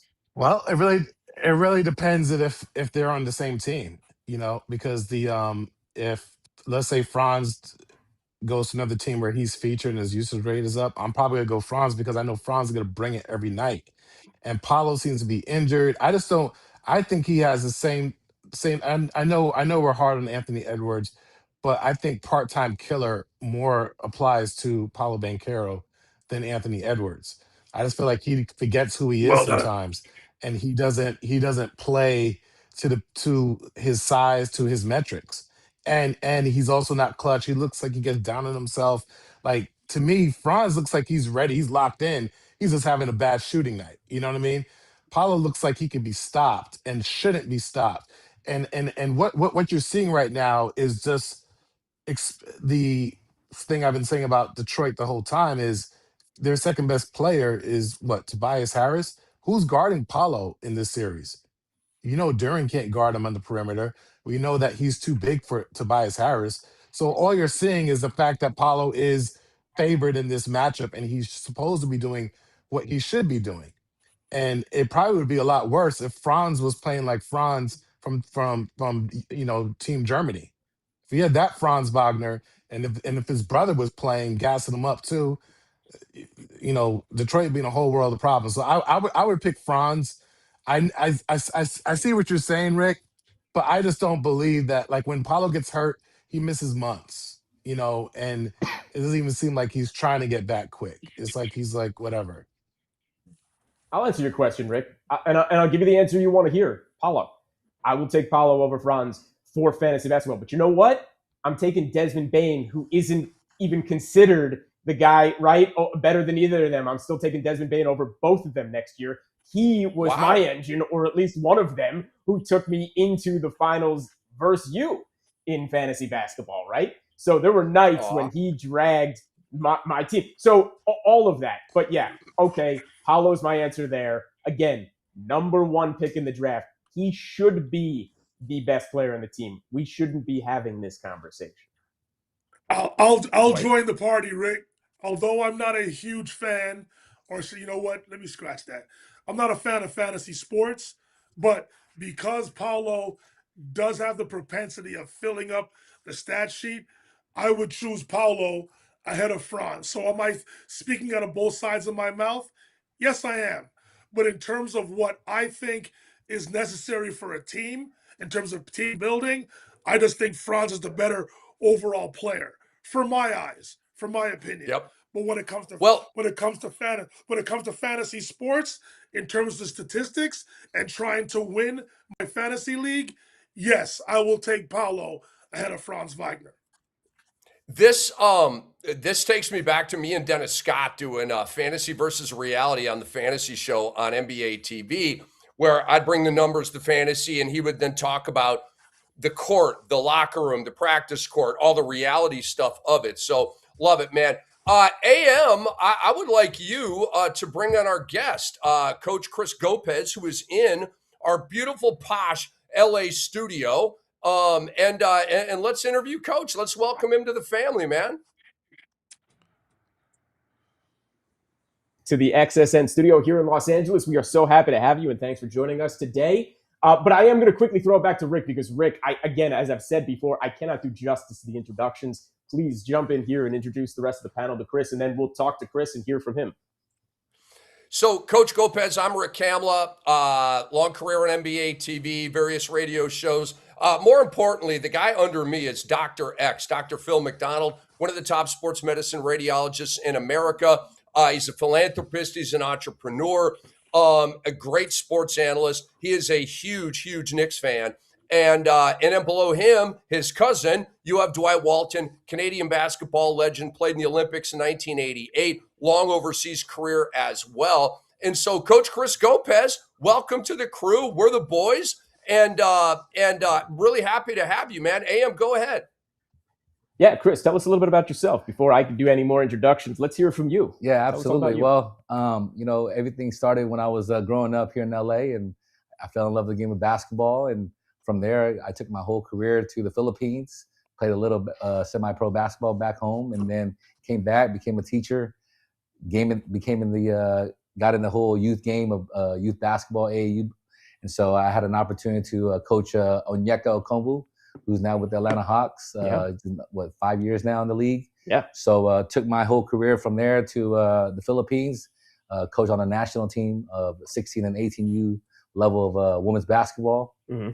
And now just being a part of advocating for a lot more Filipino American talent, just to kind of rise the level of competitiveness in the Philippines. Let's start there for a second, because I don't think a lot of people know, our viewers certainly, the absolute, like, just fervor that is basketball in the Philippines. Right? Oh, yeah. Tell us about that. Yeah, you know what? Basketball is like a religion. I mean, you know, every day, every morning, every evening, whether you're in the province or in the city, people are playing basketball. So I feel like, you know, Philippines is the Mecca of basketball. I mean, once all these NBA players are coming out there, they start realizing, wow, this is a huge fan base. I mean, obviously the PBA, the Pro Basketball League in the Philippines, is actually the oldest pro league in the world. Mm-hmm. But of course, it needs help. It needs more talent to come out. And because, you know, as the locals wants more opportunity, they're looking at China and Japan and Korea.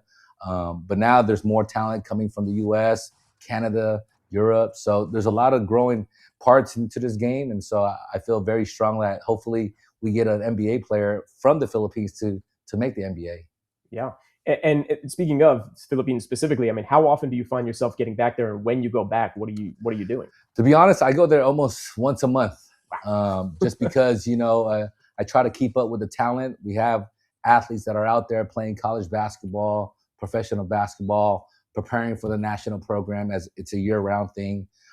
So I try to go there with the athletes that I've helped get to the Philippines to try to represent the country. But more importantly, just try to keep up with the athletes that are playing collegiate and professional, just because there's a lot of growing things that's happening right now, especially with what they see in the US with the NILs and how college is growing out here. So they kind of want to kind of mimic that aspect, just because, you know, just like back in the days, you know, there was a lot of stuff under the table here in the US with paying players. They're trying to hopefully open that up more, because that's happening still in the Philippines, where players are getting paid under the table. And so they kind of want to make that more of a legitimate way of making sure players are taken care of. Yeah, absolutely. Let's bring Doc X into here and ask a question. A huge Knicks fan, as we know, and there is a Knicks player out there, right, who has some Filipino history, absolutely, some lineage. Yeah, Jordan Clarkson. Yeah, Jordan Clarkson actually has it. Doc, please come on in, ask a question. Hey, Chris, I appreciate you, man. My question is about Bol. I really felt like he should be in the NBA right now. And I know right now he's taking he's the tallest player on the island right now, and he's doing really well. I'm not sure of his averages, but we've seen some of the fights he's gotten into. One of our players from our TBT squad, X-Rated Sports Network, Jalen Johnson, was in that scuffle. And we also have someone else you may know, Joe DeVance. He was our assistant coach for the Los Angeles Ignite. So we have a lot of Filipino roots with a lot of our organizations that are connected to X-Rated Sports Network. But just give us your thoughts about Bol. Well, first of all, you know, having Bol, an NBA vet, you know, being in the Philippines really raised the bar of the league. You know, I think, you know, having him out there and really competing and showing what that level looks like from the NBA going to the PBA, I think it just brings more spice to it. You know, I think Philippines needs that. You know, I think, you know, 2 imports should be a rule that they should bring, you know, on the table, where they can have 2 imports per team, so that at least now it just rises the competition level. And I think the fans love it. I think when there's an NBA player playing on a you know, PBA team, I think it just really brings the fans to be supportive of the league. Because right now the league has 3 conferences that a lot of people don't realize.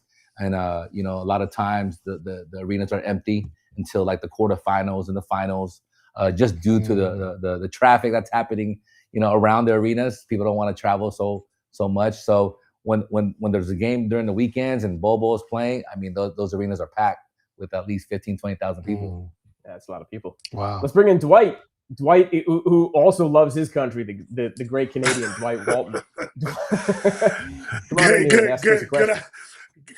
Good afternoon, Chris. Thank you for joining us on the program today. Appreciate it. Of course. Listen, as AM just mentioned, I'm born and raised here in Canada, in Montreal, Quebec. You and I have a mutual friend in Jeff DeSato, who I've known growing up here in Montreal. Jeff was our head coach last summer for our X-Rated Sports Network team. And he's very big on development, the skill development side of basketball. So listen, here in Montreal, I ref in many leagues across the city. I've also reffed many Filipino players that have come from the GILAS program, the FCAWI program, and the Filipino Basketball Association of Montreal. And Jeff was a major part of that when he was back here in the city. Can you please speak to the grassroots of basketball in the Filipino community? And I'm sure that's a major reason why basketball, as you say, is a religion in the Filipino community and in the Philippines overall. Yeah, no, as far as the grassroots, that's my lane. You know, I think in the last 19 years I've been doing this, you know, the grassroots has been really the biggest focus that I've really to try to understand what it's going to take for Philippines to get to the level that they need to. So with Jeff being on board with what we do, you know, we need people like him to continue to help athletes, not just here in the U.S., but across the country, around the world. I think when we have those type of coaches, it really helps identify the type of talent that Philippines needs to kind of fulfill in those spots, especially with the size that we need. You know, size is always a big factor in the Philippines. So when we get those players to identify here in the U.S. or whether it be in Canada or Europe or even Australia, New Zealand, it just makes life easier when guys like Jeff and other coaches that we've encountered throughout the last years we've been going to the Philippines. It helps with the grassroots and also down the road, the senior level of the national program. Yeah, Jeff just recently. Sorry, go ahead, please. Jeff just recently won a championship, I believe, in one of the tournaments. That's correct. He was just there, I'd say, about a month ago. Yep. Yeah, he's been pretty successful over there. Yes. Yeah, I was actually just with him in March, and you know, the cool thing about it, Byron Scott was there with us last year, along with our comedian Joe Coy. Very supportive of the Philippine basketball growth. So Jeff did have a good you know, plus with what we've done. We had two USA players, Blaze Johnson and Kwa Lee, who's a local here in Long Beach, Milliken, who participated in that championship. So we're really trying to make sure that, you know, we don't lose out on the type of talent that the Philippines needs so that they compete eventually in the Olympics. That's tremendous. Doc, you had another question? Yeah, thinking of talent, do you have any availability or do you know any players? Because we're scouting talent right now for our TBT team. Is there anybody that you think you'd like to see in Fox Sports 1 making the name for themselves? Because a lot of times these players do end up getting contracts after Absolutely. this. Yeah. Well, it just depends on what you need, Coach. I mean, like whether it be a guard or We need a wing, bigs. a shooter. We're looking for bigs. Bigs first. Well, I bigs mean, first. Wings like 6'8" those and up. are always those are always the toughest to find. Yeah, right. But they do exist, though. They do exist. It's just a matter of making sure that they could, you know, depending on their calendar, if it makes sense for them, you know, that they can come out and compete. Get us in contact with Bowl if you can. Yeah, okay. For sure. Please. All right, before we throw this back over to Rick, I just want to say something quick about, you know, some other NBA players that a lot of people don't know that have Filipino roots. Some big names, right? Yeah. Dylan Harper, Yes, who's making a big name for himself. Absolutely. Jalen Green, Yep. Jared McCain, right? Yep. Even Coach Eric Spoelstra, Yep. right? Yep. Has great history. So that's awesome. Dwight, you wanted to say something before we throw it to Rick? Yeah, Chris, is Andre Blatch still involved with Filipino basketball? Has everything gone well with him or not? You know what? I think after Australia, when they played against Australia, I mean, he's still playing. He's still part of the, you know, the whole Philippine basketball, but not at the level where he was, you know, 5-6 years ago. It's Justin Brownlee that we got as our import naturalized player. So he's been highly involved with what he's, you know, in terms of playing for not just Ginebra for the PBA, but also for the national team. Okay.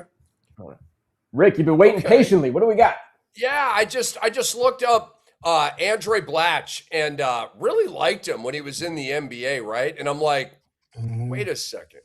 I was having like weird like time deja vu waves. Like, I feel like somebody just said talking about Elgin Baylor still playing. I'm like, Andre Blatch, he's 39. Okay, so the fact, like, that's impressive to me, dude. And Think about this. He was playing with Gilbert Arenas. Gilbert Arenas has been retired forever, right? So that's very impressive right there. I want to go back, Coach, to ONYEKA OKONGWU, who is a very impressive player. And, coming into this year, remember Kristaps Porzingis, right? They make the big move. I mean, I rolled. And like for fantasy, Porzingis is just always a flush for me. The guy never plays, very, very talented and all this kind of stuff. But I'm like, and Okongwu was dropping, got him in a couple of leagues. There you see him blocking a shot. He can make a little face up, Jay. And obviously an awesome rebounder. So, Coach, what developmental areas have you seen in ONYEKA to get him to this point? Because he had to work his way up, the ranks with the Atlanta Hawks, but now he is firmly their 5 of the present and future. Well, number one, I wish he was here in LA. I mean, I know LA could definitely use him. I just had to put that on the record. But no, you know what? I think the great thing about Big O is that, number one, he was patient about his development. Number two, he took care of his body. I mean, if you look at his body, I mean, that was the one thing I kind of shared with him about him. If you want to make a big impact in the league, you got to make sure your body's right, you're lean, you're not heavy. That way you can still be mobile, you can move, you can shoot, you can put the ball on the ground. But more importantly, I think he's done that, and I think that's why he's been successful in the last 4 or 5 years with the Atlanta Hawks. All right, Coach, I want to ask you, you just mentioned LA, and based on how you said, it seems like you kind of claim LA a little bit. And you also mentioned a past in women's basketball and a present, I believe, as well right now. Let's talk about the LA Sparks. I'm pretty intrigued with this team. I've got a depth chart. I put it out to the guys. I actually do a power ranking on the WNBA. I've got the Sparks at 6 right now. Obviously, and I'll go through it for some people who haven't really been keeping up. Nneka Ogwumike, one of the best bigs in WNBA history, has come over from Seattle. Yep. She's a Spark now, okay? They have De'Erica Hamby, one of the absolute monsters of the WNBA that nobody really talks about. Perennial all-star. Her numbers are fat and juicy every year. Yep. Cam Brink, okay? Coming back, last year was the comeback from the ACL. She should be completely full, Cameron Brink. You have Ariel Atkins, who they brought over.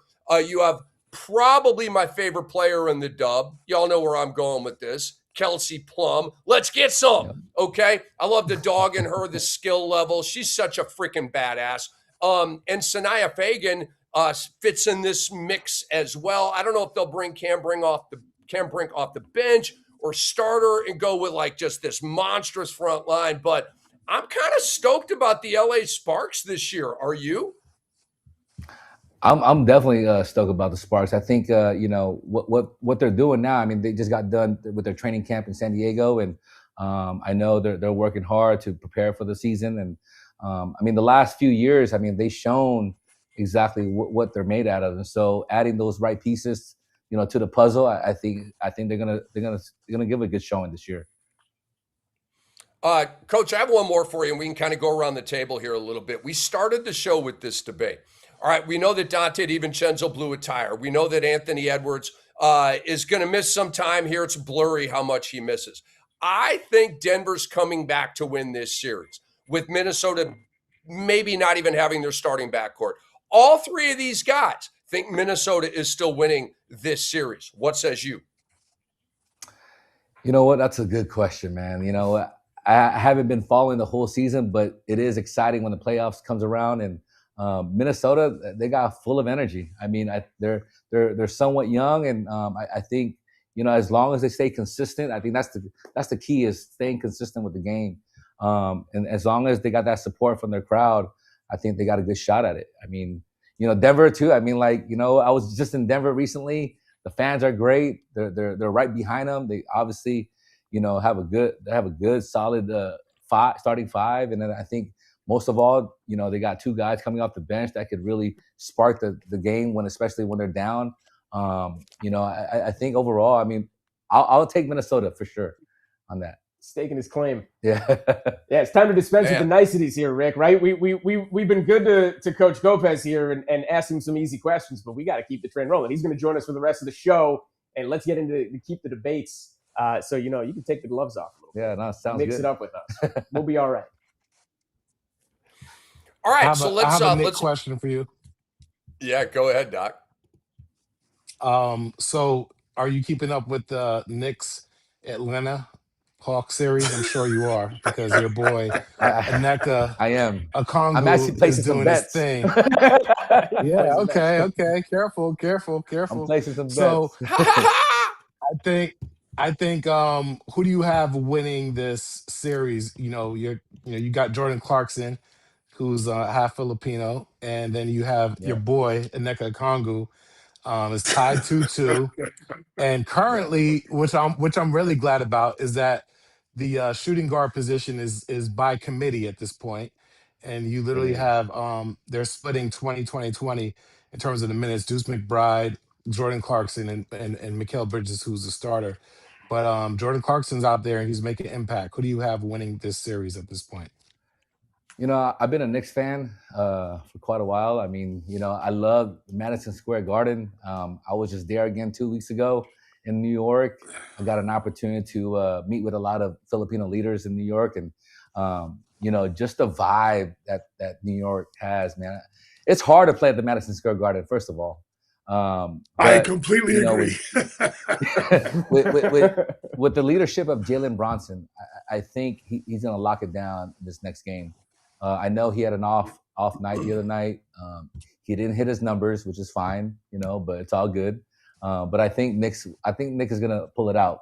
I mean, the good thing about, you know, what I could say about Atlanta, I mean, they're young, they're able to run the floor right, they're able to take good shots, but you know, when it comes to veteran play, I think Knicks got it. So that's what I could say about the Knicks. Hey, Dwight, did you hear that? Coach GOPEZ thinks Jalen Brunson is just as clutch as the rest of us on this panel. You know, just throwing that out there. Yeah, he's a vet. He's a vet. You got to give him credit, man. You know.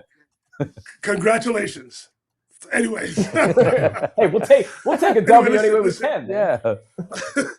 Hey, Chris, listen, I know we're talking about NBA right now, but I want to go back to our mutual friend, Jeff DeSato. He is watching right now. And I want to ask you a question that he has posed to me. He told me to ask you, how have you helped change the development of Filipino basketball, and what else needs to change in order for basketball to improve overall in Asia? Well, I think number one, you know, the thing that I've done to help this organization, my organization that I put together 4 or 5 years ago, is number one is identifying the talent. You know, really digging deep in the grassroots.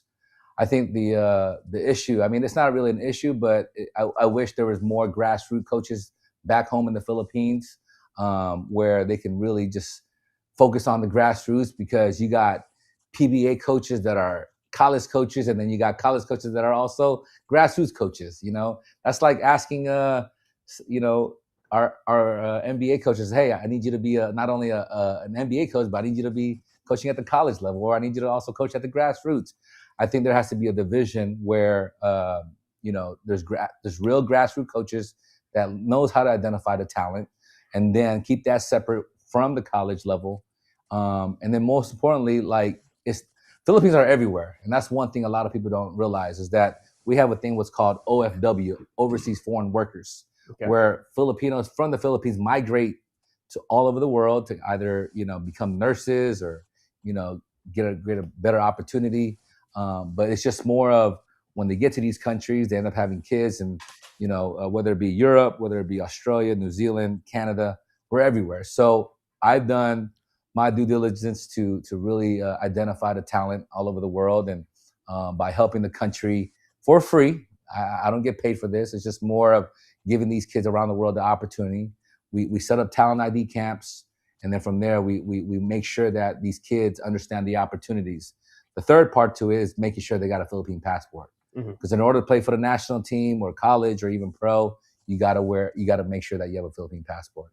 But changing the game, I think we've done that in the last 3 years by sending a lot of good talent to the Philippines, whether it be on a national stage or whether it be collegiately. Now they're playing pro, whether it be in the Philippines, even in Korea, and even in Japan. So we're really trying to make that a stamp, you know, as far as our organization, to be that organization that knows what we're doing, and we'll stick to our lanes, and we'll let these kids shine and get to wherever they need to go. Well, I can definitely tell you that there is much talent here in the Montreal area, in the Toronto Yes. / province of Ontario area. I can't speak to the rest of the country, but I'm sure there's Filipino talent spread across our great country here in Canada. And so you spoke on it earlier. What do you think is missing in terms of the country of the Philippines having international success? I know getting to the Olympics is the ultimate goal, but what is it you guys think you're missing in order for you to have sustained success on the international stage? Well, number one, I think there only has to be one chef in the kitchen. I think there's too many chefs in the kitchen. Second, just being able to have the resources, just to ensure that, these athletes are getting the right treatment, when it comes to recovery, getting the proper training. Sometimes I feel like we overtrain too much, and then we get into like injuries situations. But I think, going from, we do a lot of traveling in the Asian region. I think Philippine basketball needs to do more in Europe, needs to do more in the US to just kind of get that understanding of the speed of the game, obviously the size and whatnot. And so these are things of that I think Philippines needs to implement, and also bringing coaches from the US, bringing coaches from Canada, bringing coaches from Europe, bringing coaches from Australia. I think we all can learn from one another. I know the US does a good job doing that. So if we can be open to that, I think Philippines can be up top, where they can make the Olympics. Another note that I know for a fact that there's 4, I think Yao Ming's involved with this, and 3 other NBA owners that are involved that are trying to do a college kind of like March Madness now, so they're picking a team from the Philippines, Australia, China, Korea, about 8-9 different countries in Asia, where now they're going to have a league and then hopefully make it become a March Madness in March.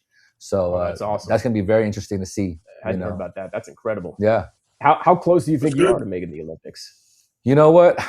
Honestly, with the type of talent we got, I mean, if there's guys like Dylan Harper, Jalen Green coming out, Jordan Clarkson, these are key players that we shouldn't be missing in getting them passports before the age of 16 to 18, right? Because obviously that's the FIBA rule, right? Is getting the passport before 18 years old now. So if we can land guys like Blaze Johnson, he was in training camp for the under 16. Kwali was for the training camp for under 16, as well as Jordan Mize, who's at Sierra Canyon. These are kids that should be having a passport. So eventually down the road, they can hopefully play for for Philippine basketball. Awesome. So I like it, man. I like it. All right, so let's get to let's have a roundtable debate with Coach Chris GOPEZ on Rookie of the Year, guys. NBC is going to announce the Rookie of the Year winner tonight. And so let's debate it. Let's get on the record here with who our Rookie of the Year is. Obviously, there's 3 finalists. You've got Con Knipple, Cooper Flagg, and VJ EDGECOMBE. So Chris GOPEZ, you first, and then AM out in LA, and then we'll go around the table here with me, Dwight, and Doc. But Coach, you first. Who would get your vote for Rookie of the Year? Flagg, EDGECOMBE, or Con? I'm going with Cooper Flagg. I mean, I think he's represented, why he was number 1. But of course, VJ, I think also is another option, but I am going to go with Cooper Flagg on this one. Simple enough. 21-6-4. I'm not mad at you. It's a great debate. Go ahead, AM. Rick, is it too late to throw in Maxime Renaud? Oh, yeah. I mean, come on. This guy, the last 6 weeks of the season, That's especially on your team down the stretch, and again, losing to you in the finals, I'm still bitter of that. Con is the Rookie of the Year, everybody. It just is what it is. Flagg's probably going to win. I dropped Flagg. Remember, I dropped Flagg on the way to the chip. How about that? Controversial. I was getting hated on. Yeah, with what was going on in the Mavericks, again, you could have plugged a lot of players in there, and they would have put up the stats that Flagg did. Con was like the third banana on Charlotte all year in the second half of the year, and what they did and he didn't lead in rookie threes. He all-time threes made. He is the rookie of the year. Correct. Stop. End of discussion. End of story. Con Knipple, rookie of the year. Okay. Doc, do you think that's end of discussion? Or are we just shutting this down? Who do you have for rookie of the year, Doc? I think based off of team success and his consistency and breaking records with the threes, it should be Khan. However, I think this is another year where they should have what happened with Grant Hill and Jason Kidd. I wouldn't be mad at a split vote and there's co-rookie of the years in this case. Because for different reasons, for Cooper's reason, defensively, he was better. He also started out slow because he was, going with the coach's scheme and Jason Kidd having him lead the point guard, which also was a blessing in disguise because it gave him other skill sets, allowed him to advance further in his development. And I think ultimately, Cooper Flag will be better for it. But what I think happened with Cooper Flag is defensively, he's been great, but offensively and opportunity, he was able to get those numbers. He also scored, I think he hit a 50 ball, right? And then also a 49 ball as well. Yes. So he's capable of doing that. Khan isn't. But to be fair to Khan was there consistent all year. Cooper also had an injury issue. So we don't know what his totals would have been for the year if that hadn't happened, or if he started out, playing his natural position in a point forward or just a forward in general instead of a point guard. So with all that said, I would be okay with the split, but to not hedge it, I would still have to give it to Khan because of his success. And no one had him at the beginning of the year. So for him to be the leader towards the end, that's a lot of pressure, and he still rose to the occasion. So I would give it to Khan, and then I still wouldn't be mad at a split decision where they're co-rookie of the year. Love it. Love it. Dwight Walton, who's your rookie of the year? Con Knipple is the rookie of the year. However, this is definitely going to come down to the voters who don't want to be 20 years from now responsible for giving Con Knipple the Rookie of the Year award over Cooper Flag, who we project is going to be one of the players that we talk about. Of course, health is the major question here. Cooper Flag has the chance of being spoken about in that all-time great category. So the reporters don't want to be responsible for having Con Knipple as the Rookie of the Year. What's not helping Con? Con has been the more consistent player throughout the season. Con has broken records from the three-point line. Con Knipple got his team to the play-in. Con Knipple has contributed to one of the more efficient offenses that we had during the NBA's regular season. What's going to hurt Con was the final 10 to 15 games of the season. He sort of tailed off, and at that point, we saw Cooper Flag have games of 51, 48, 35, that type of stuff. Those type of numbers going towards the end of the season are definitely going to be seared into the minds of the voters. Is it fair? Listen, life isn't fair. That's how it is. That's how things get judged. But if you're talking about breaking records, contributing to winning, getting your team to the play-in, and being overall the more consistent player, while Cooper Flag may have the better numbers, and Con is an underrated defender as well. He's not bad on that end of the floor. And I think Con is more than a shooter as well. Consistency, contributing to winning and breaking records, more consistent. Con Knipple, for my money, is the Rookie of the Year this season. All right. It is 4 for 4 among the panelists here. Coach Chris GOPEZ is going to be the outlier. Coach, we still love you. But I have gone back and forth on this, guys. This is as tight of a Rookie of the Year race as I can remember. We have had others, but this is right up there. I'm with Doc. A co-Rookie of the Year would not bum me out at all here. Who's the better player? It's Cooper Flag. And I don't think there's really a debate about that. Like if I went, who would you rather have on your team for the rest of their careers, right? It's Con. Pardon me, it's Flag. But that's not what this debate is. Who is the best rookie this year? I got to go with winning here, guys. And I know that Dallas set their team up not to win. Kyrie out the year, you trade Anthony Davis. Like, I get it. It was Tank City. But Flag came back and finished it out, which I thought was cool. That's why I dropped him in fantasy. I didn't think he was coming back. I thought the shutdown was on and we're back to the old tanky ways. But that's been remedied a little bit here. But you set the record for threes in a season by a rookie. And I don't know if you guys mentioned this. I know you guys know this. He led the NBA in threes made this year. Like, to me, it's one thing to set the rookie record is impressive, okay? But he led the league in threes. Yeah. That's absolutely mind-boggling for a rookie to do that. So I got to give it to Khan. He was on a winning team that obviously didn't get to the playoffs, but they were in the play-in. I think they were 44-38. So I'm going with Khan. I'm going to go first on this next one, guys, and get us fired up here. Last show, we debated who would you rather have for the rest of their careers, Khan or VJ Edgecombe, all right? Every one of us said Edgecombe. Were you guys watching on Friday night when the Dylan Harper game happened? We all were, okay? You guys know me. I stayed home on a Friday night. You know how rare that is for your boy to stay home on a, you know why I stayed home on a Friday night? Because the games were awesome, dude.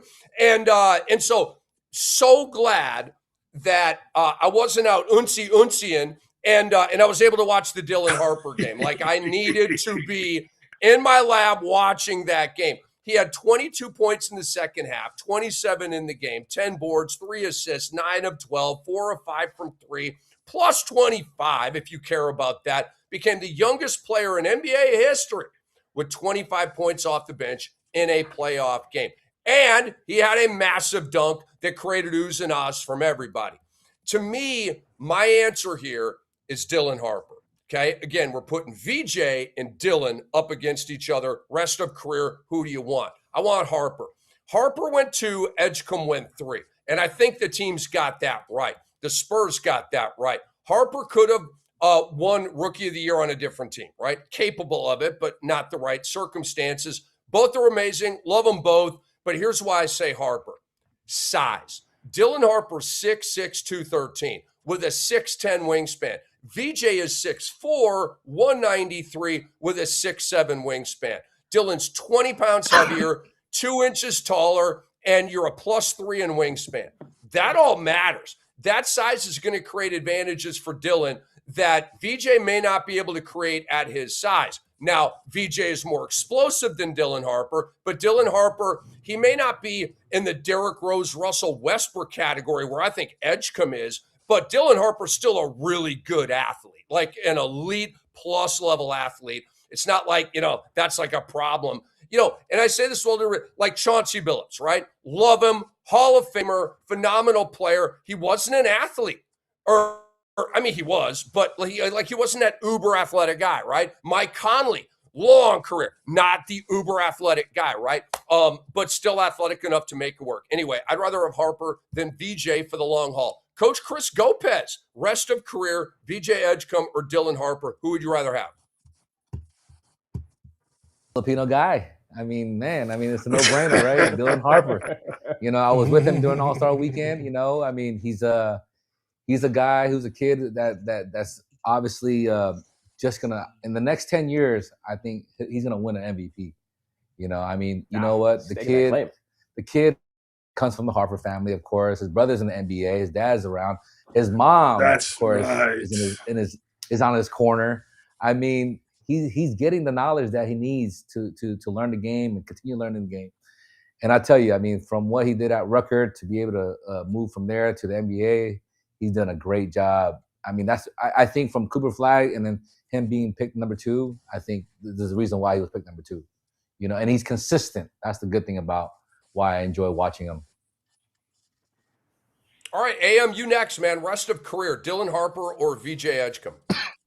I still can't believe the Spurs got to pick 2 and take him. You know something, Rick? I like what you said, and I'm going to double up, right? I'm going to double down on what you said and go with Harper as well. Yeah. A big shout out to Harper. As much as I love VJ and as much as I love what he did, 30 and 10 on the road in Boston, which again, just spoke legions to me. Harper with size. And the big thing about size is when you hit 29, 30, 31 years old in this league, especially at that position, you have Still longevity. 6'6". So here's it, Yes. right? So he's 6'6", right? So I'm saying, like, he's 6'6", and he's got the weight over 200 already, and he's only going to get stronger. He's only going to get bigger. Well, guards that size at that time in their career, they keep going. The other guys who are a little bit smaller and have expended their energy and expended their athleticism, that's when they start to tail off. So you might see, this is why James Harden can still do what he does, right? You might see at 34 to 38 years old, he's still in this league and doing what he's supposed to be doing. So yeah, I'm definitely taking Harper. All right, Dr. X, who you got? I got Dylan Harper. I think he's one of those point guards that takes his time. He's very measured in his decision making. We know VJ Edgecombe is very explosive and he can go off at any moment. But I think sometimes he's just too energetic and shoots himself in the foot. I know it's the rookie woes and stuff like that. I just think we also haven't seen enough of Dylan Harper. But I just know, just from what I've seen, he seems to be consistent and has the metrics already in his favor. So I would go with Dylan Harper. He also plays the point guard position, so he's only going to get more reps and he's only going to be better. And I think with that, you're looking at a player that's probably going to have some type of, with a high usage rate, could have some Luka type numbers. And so I think he's only going to be greater as he ascends the rotation and becomes a starter. All right, I love that. To me, the floor for Dylan Harper is 25-5. Like when he's up, starting, playing 30, 32, 33 minutes, that's the floor. 25-5 is the floor. He'll have that in the box score when he rolls out of bed in the morning. Dwight Walton, rest of career, VJ or Dylan Harper? Everything tells me that Dylan Harper is who I'd want for the rest of the career. The metrics speak for themselves. The family lineage speaks for itself. Just being able, now listen, he is still inconsistent, but to have, listen, he only had 3 points in yesterday's huge win in Portland to give him the 3-1 lead after having the 27-point performance in game 3. However, what impresses me the most about Harper is his intelligence, his IQ, his acumen for the game at such a young age, the poise that he has at such a young age. My only thing is, and I know Coach GOPEZ is talking about Harper being an MVP and over in the next 10 years. My question is for the rest of the panel, is that as a San Antonio Spur? Because remember right now, the only reason he is not getting consistent minutes is because De'Aaron Fox is ahead of him. Stephon Castle is ahead of him. Is he going to be a starter eventually for the San Antonio Spurs with all of that perimeter play? Keldon Johnson is there. Devin Vassell is there. Something's going to have to give unless the CBA, unless the salary cap goes astronomically higher with all the salary increases. Tough decisions are going to have to be made. So I think VJ right now is getting more consistent opportunities because he's in the starting lineup for the Sixers. Harper is doing fantastic in his bench minutes right now. But again, he's 6'6".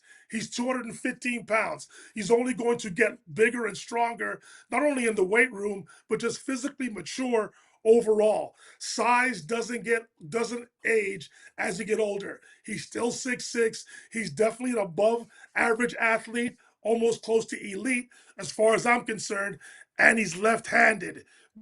Being left-handed also plays a factor in this. I just love the overall demeanor of this player, and he's used to being around the NBA game because of his family. His father, everybody's in the NBA. Just being used to that environment goes a long way, and I think that speaks to the IQ and the poise that he shows at such a young age. I'll take Harper over Edgecombe. All right, let's lighten it up a bit. I want you guys to caption or dive into Victor Wembanyama's brain. And I want just a theory. Let's have fun with this. It's not hard hitting. What was Wemby thinking after Dylan Harper's mega blast You see him put his hands over his head. He's shaking his head. I think he looks back at some point. There you go. So you see Wemby right here. He's looking away, shaking his head. Dr. X, what is Wemby thinking right there as he sees Dylan Harper going major in the game that he missed on Friday night? He's probably saying, we have all these weapons and you guys haven't even seen us at our best. And I think he knows that the ceiling is only going to be higher as we go on. And there's going to be situations where people like Harper get opportunities, and he's a rookie. And so he's just like, man, if we're doing this now, what's going to happen next year and then the year after? But he's also thinking right now that that Dylan Harper is already a force to be reckoned with. And as other players get more attention and defenses start trying to figure them out, Harper's going to come out and wreak havoc. Okay, Dwight Walton, you next, man. What was Wemby thinking? There is Harper jammed that baby home. This guy is on my team, and we've got nothing to worry about. Again, listen, with the amount of talent, the reason why we're giving the Spurs a chance of winning the championship this season is because of how they've done against the Oklahoma City Thunder this year. Rick, you know how the narrative plays itself out here. This team has to walk, then crawl, then win a championship. Excuse me. Right. Crawl, walk, win a championship. What's the narrative again? Your heart has to be broken before you can cross the finish line. All of these things are attached to the San Antonio Spurs, all because of their lack of experience. Again, the regular season is different than the playoffs. We all understand that. But based on how the Spurs handled the Thunder this season, all of us are anticipating a Spurs-Thunder matchup in the Western Conference Finals. I think the Spurs are going to buck the trend. They're going to knock the Western Conference door down. They're going to get to the NBA Finals. Now, who's going to be representing in the East? That remains to be seen. To me, the team that's most comfortable with the Spurs, playing against the Spurs, are my cousin's beloved New York Knicks. But that's further down the road. But I just think the Thunder, the Spurs are the Thunder's kryptonite. We'll see if experience plays itself out in that series, which I hope that we all get to see. But all I know is Victor Wembanyama, in his head, he's like, all I got to do is bring what I bring. And I've got Dylan Harper, Steph Castle, Devin Vassell, Keldon Johnson, De'Aaron Fox, all these different cast of characters on my team. I'm feeling good about myself. If I'm healthy, if I do what I can do, sky's the limit. That's what Wembanyama was thinking on that Dylan Harper dunk. Hey, guys, I have a side question. I have a side question 100%. For Dr. X here. Can you guys run the tape again of Wemby's reaction to Dylan Harper's jam? Doc, the question is, Wemby had quite the attractive sweater on. Like, I like that. Would Dr. X, would you buy that? Would you wear that? Because it's looking kind of fancy. I was thinking about that. I was like, I wonder where he got that from. I think he has a direct line to Louis Vuitton. I don't think that was a Louis Vuitton sweater, but the one he wore the other day definitely was. And I want the same connect he has. But for it to be in his size, I'm like, sheesh, he must really have a great connection. So he went straight to Lou. He doesn't call him Louis Vuitton. He just calls him Lou, right? Yo, Lou, I need a badass sweater. I'm in Portland. It's a little chilly out here. So I'll go into what I think Wemby was thinking after Harper's dunk. Wemby was thinking, oh my God, this is so unfair already. Okay, when he went, oh my God, and he's shaking his head, he's like, it's already unfair. I'm not even playing. Our rookie off the bench is cooking these dudes. It ain't Fox, it ain't Castle, it ain't Vassell, it's the Rook. Like, I think Wemby was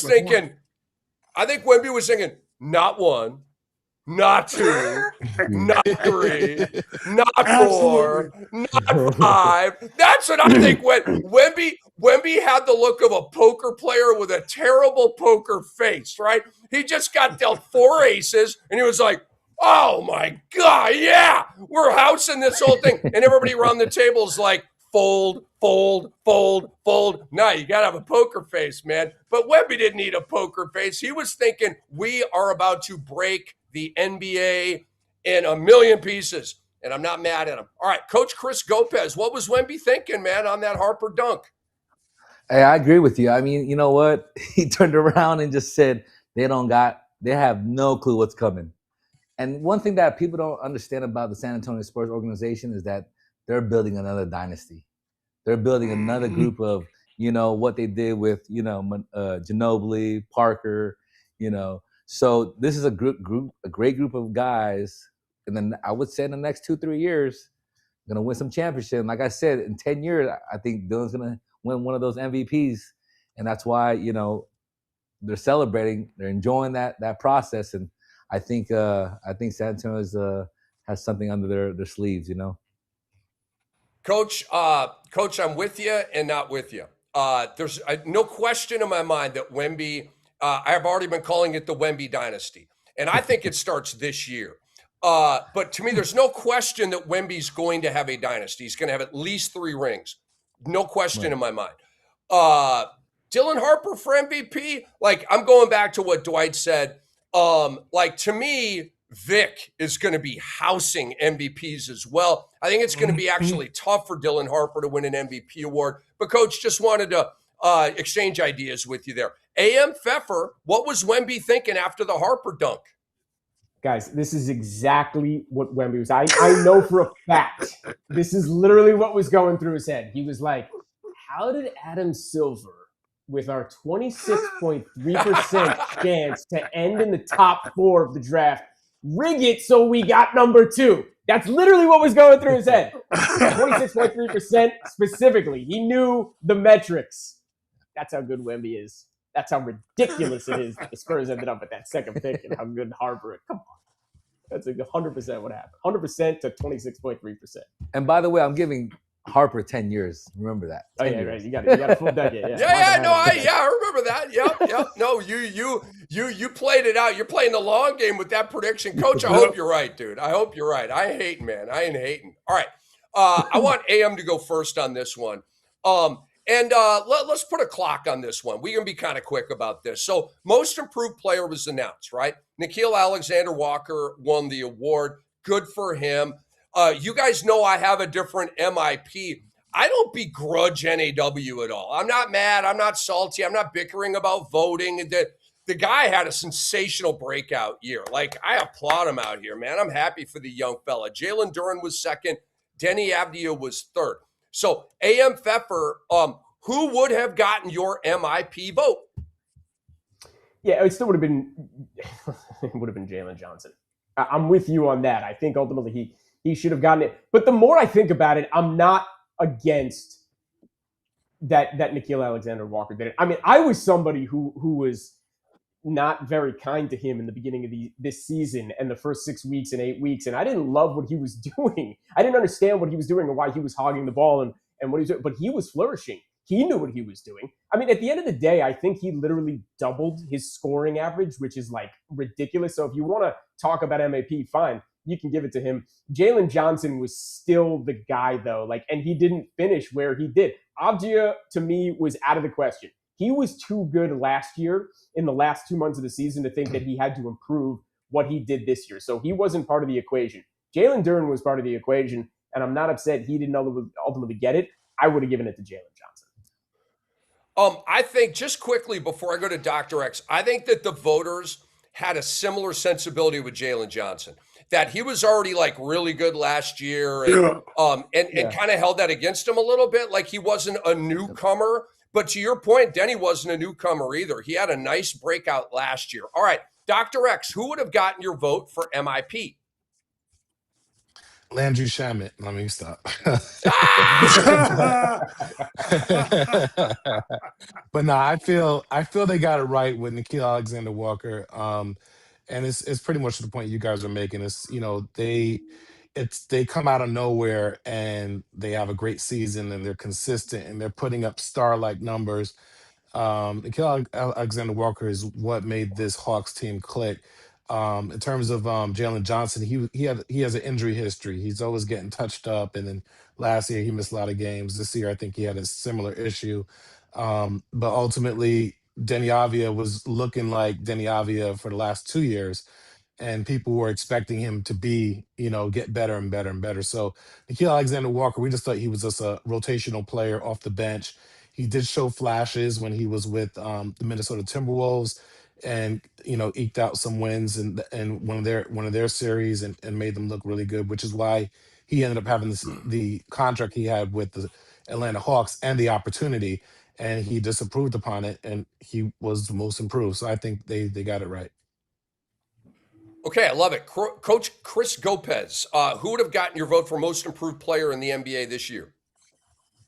You know what? I am gonna go with Walker. I mean, you know what? He did what he needed to do with the Atlanta Hawks, and the thing that really kind of stuck out for me the most is just him playing his role. I mean, he didn't go away from his role, and I think that's a key factor from transitioning from one team to another. And obviously, he didn't get that in Minnesota. Obviously, now that he's now with Atlanta, I think he's getting that opportunity. So I am gonna go with him this time.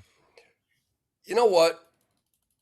I think the Timberwolves should have gone into the second apron to keep Nikhil Alexander Walker. Have you guys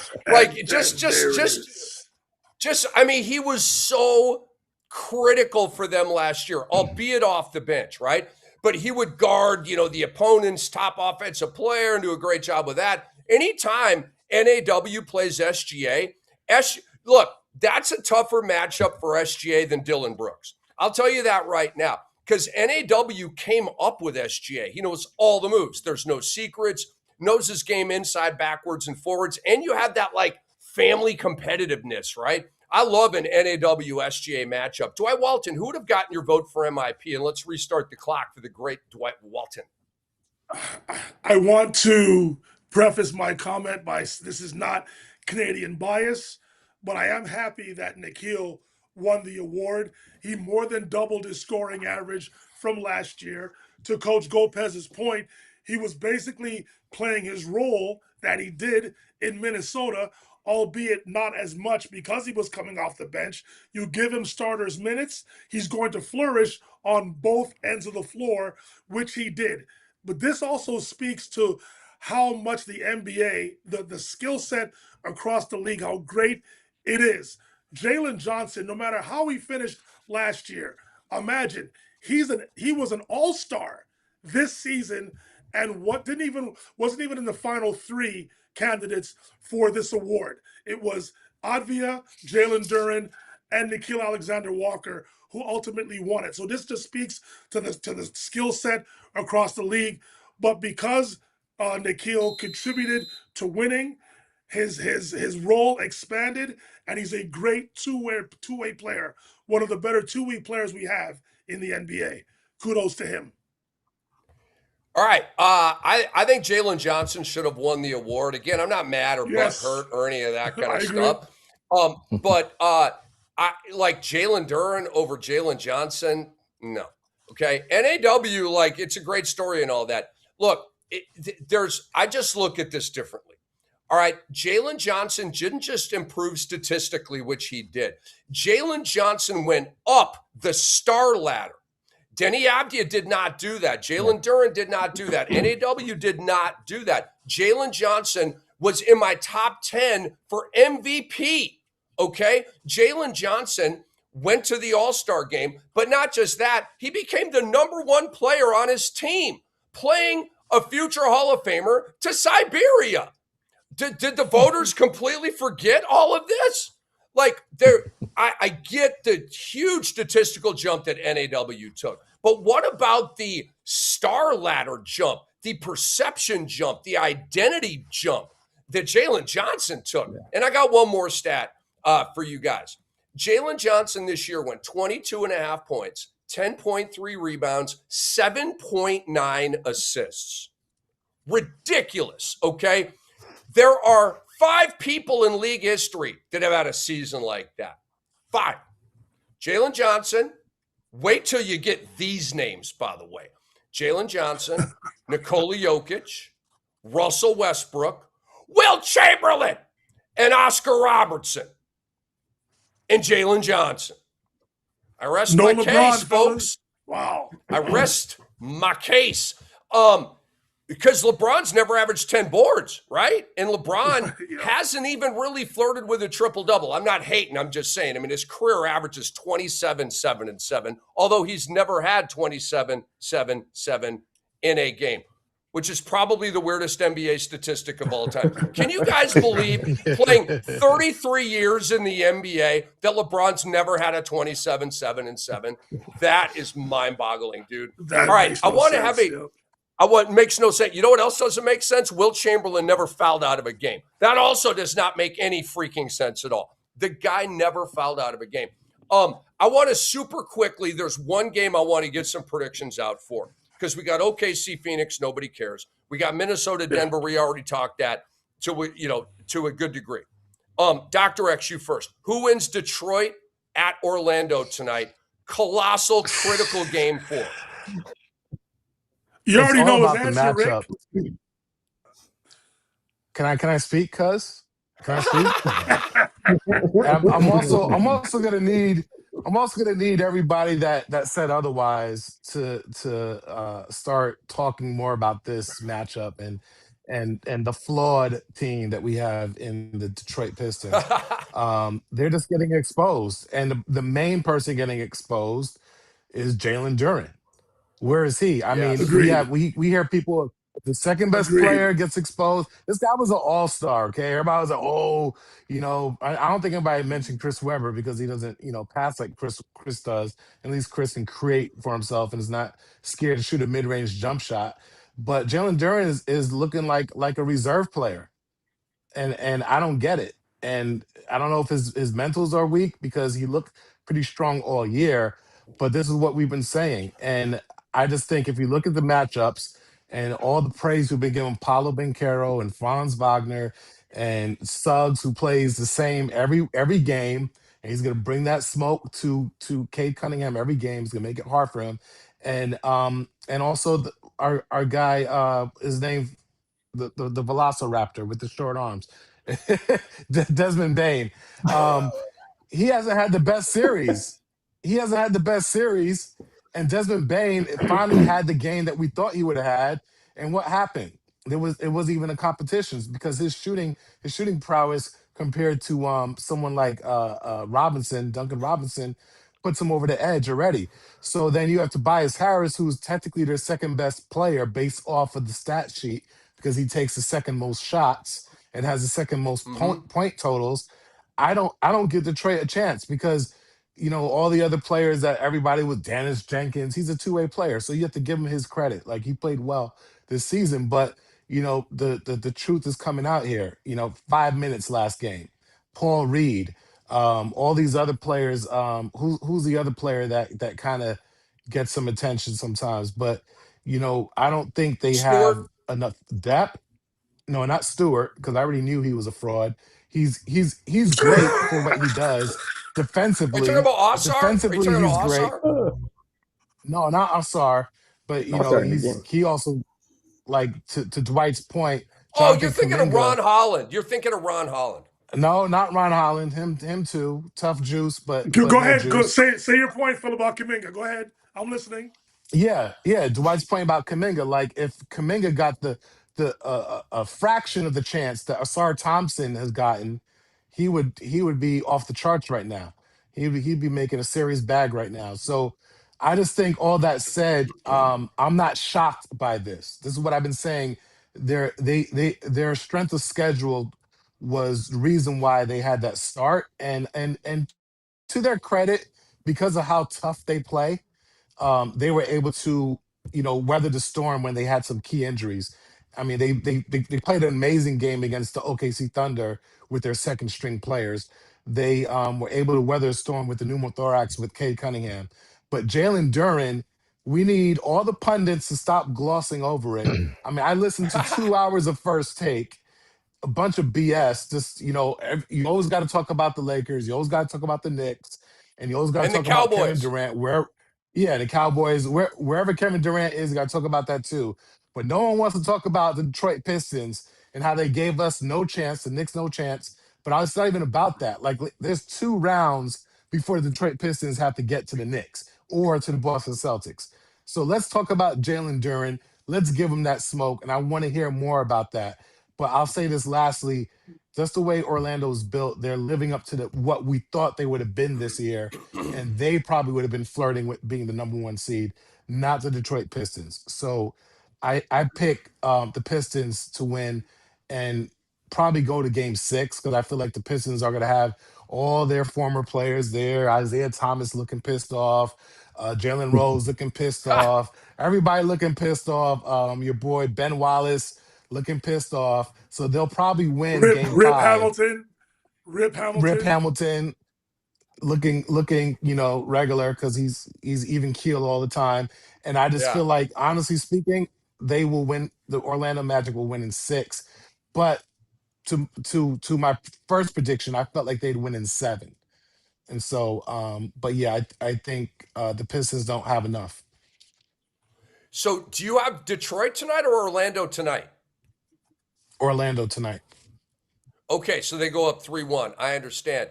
Let me give you guys some quick stats on Wendell Carter and Jalen Duren. Wendell Carter Jr. has been phenomenal. And it's not just the stats, right? He's outplaying an all-star. He's at 11.3 points, 9.7 boards, 2.7 assists, 1.3 blocks, 1 steal per game, and 58%. Jalen Duren's averaging basically 10 points and like 8 rebounds, okay? He's like not even beating Wendell Carter Jr. statistically, okay? So the eye test, the stat test, the gut test, the everything test says WCJ and not the All-Star, which is crazy. I want to go to Coach Chris GOPEZ here. Who wins game 4 tonight in Orlando, Coach? I'm going with the Magics. Their home court advantage and, just like in any team. Obviously, it can go either way, but I'm going to go with the Magics. In all honesty, with these 2 teams competing with one another, I think the biggest challenge right now is just who's going to bring the energy. And, of course, Magic got the home crowd, and I think based on that home crowd, I think the Magic will take it. But I see a game 6, where Magic can just finish it. So let's hope that the Magic can just be done and move on to the next round. All right, so Coach goes Orlando, Detroit, Orlando in the next 3 games. AM Pfeffer, who wins game 4 tonight? Let me just first throw this out there so it doesn't get missed. Doc called Desmond Bain a velociraptor. I just want to make sure that we bring that with short arms, with little short arms, with T-Rex arms. Still sticking up here, and I loved it. Hey Rick, a quick question for you: what was the number again? Paolo is averaging 22, 9, and 7 in the series. So I think the Magic win tonight, and Franz Wagner is going to go 22, 9, and 7 when they go up 3-1. Just to shut me up. Just to shut me up.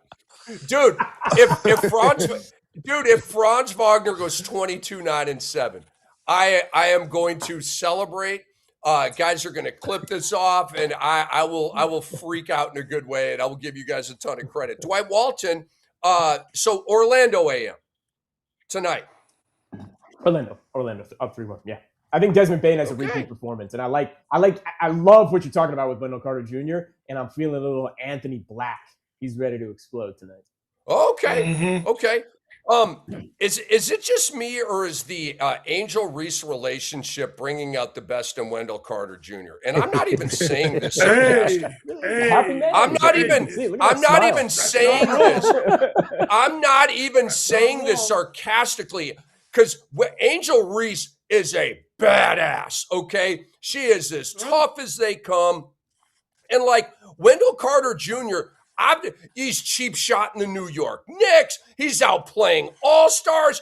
Guys, 2 years ago, And at the beginning of last year, there was a conversation about Goga Batadze or Wendell Carter Jr., who should start at center for the Magic. Okay? That was like 3 days ago. All right. So I'm just saying, shout out to Angel Reese and Wendell Carter Jr.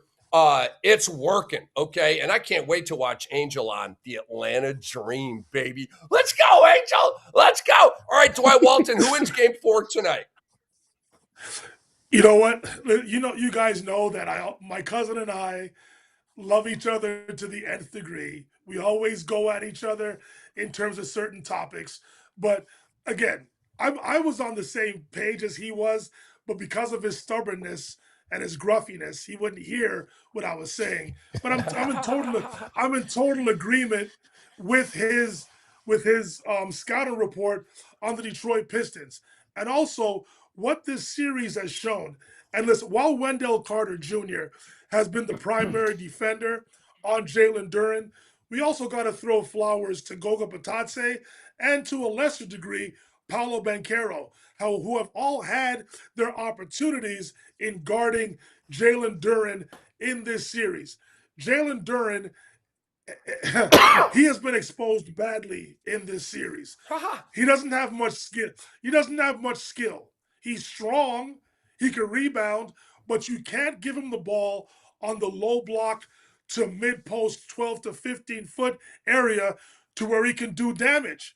And I feel because he hears the noise of how the Pistons don't have a secondary scorer next to Cade Cunningham, I think he feels obligated to where he feels he has to get it done.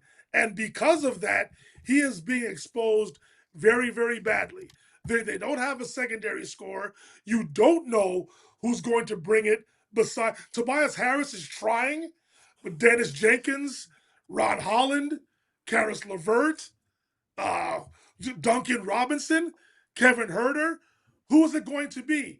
I understand that you play hard, you compete defensively, you try to muck it up, but the Magic have more skilled players than the Pistons do. I think the Magic win tonight. I think Detroit wins game 5 in Detroit, but the Magic will come back and finish the job off in Orlando for game 6. I just think at this point of the season, toughness notwithstanding, I think skill and talent defeats a hard-nosed, gritty, rugged team. And until Jalen Duren can get himself better in terms of skill, instead of depending on offensive rebound and using all your muscle, he doesn't have much skill yet. He can get there. He doesn't have it yet. I just think the Magic have more talent. The Magic, if they're on the same page and they shut out the outside noise, they can not only beat Detroit, they will give teams a run for their money going forward in these Eastern Conference playoffs. Magic win tonight. Wait, Rick. Just make sure you remind Dwight that his pick for the series was the Detroit. Pistons. Yes, 100%. Yes, okay. All right. I agree. So what has changed? What made you pick the Pistons? Jalen Duren. No. I mean, sorry. What made you pick the Pistons before the series started? I just thought they had the better team. But listen, the Magic turned the corner. Again, I'm on record. I said on the podcast 2 weeks ago, I don't know if the players had a player-only meeting and said, screw Jamal Mosley, let's just play to our potential. Also, the Magic have gotten healthier over the last 2 weeks, and now we're seeing the team that we all thought should play this regular season going into the playoffs. The Magic aren't your typical 8th seed. When healthy, they're as skilled. They're one of the bigger, if not the biggest team in the NBA. They compete defensively. They got skill across the board, right? I don't think Detroit has that. So yes, did I pick Detroit? Absolutely. Am I changing my mind? Absolutely. So I think I to a degree, Dwight, I think you're missing the point. I think Doc was looking for you to give him credit for being first on the Detroit Pistons being a flawed team thing, which he was. He was quicker than me, quicker than Stephen A., quicker than everybody. He diagnosed Detroit as diseased and flawed before anybody. And I think he was just looking for a little reciprocal dap for that. I can't. Thank you, Rick. I can't. You know, and he said he can't. There has to be still. You can't even admit that your cousin was right when your cousin was. Who's gruff? Wow! I can't. Wow! I can't do it. Okay, wow! You know what? Hold on. Wait. Let me stop. Phil, let me acknowledge that you were on this train before all of us. But again, I thought it was because of your fear of the Pistons, but you were simply giving your no fear here. basketball. I'm from New York. New York. I don't fear anybody. That is true. Only fear God. My bad. Fear only God. That's right. it, buddy. You are right. So listen, I will acknowledge and give you your flowers that the Pistons have been flawed this entire time. I changed my mind. I love you, cuz you are right. Congratulations. I love you and too. Look, cuz. I had to come to Jesus with Dwight on the group text today. Okay, I thought Kevin Durant, the conspiracy theory, and Durant's gone, and he's going to ask for a trade, and then he's like on the bench, and they win Game 4, and I'm like, I need to shut the hell up with all that. Dwight was right. Dwight was right, because he said like, oh, Game 4 is the big game. I go, man, this game doesn't matter. Katie's already checked out on the team, and that was an L. And that was an L, Dwight. And I give you the win on that. And you the man. For now. So I am. Now. Yeah, for now. I am wired. Guys, I'm wired to be a contrarian. So when everybody says Orlando, I'm wired to be like, well, when everybody picks something, the other thing is going to happen. But I can't, because like I said to you guys, there is a significant math problem happening in this series. Orlando has 3 dudes that can pop for 30, and you're not going to be surprised by it. They got another guy that can pop for 20 and Suggs. Detroit has 1 guy that can pop for 30, and they got another guy that can pop to 20, that being Tobias Harris, but it's going to be on 6 of 21 shooting, okay? And then you've got Jalen Duren. Guys, Jalen Duren is getting exposed, but it's not his fault. It is not his fault. He didn't ask to be the number 2 on Detroit.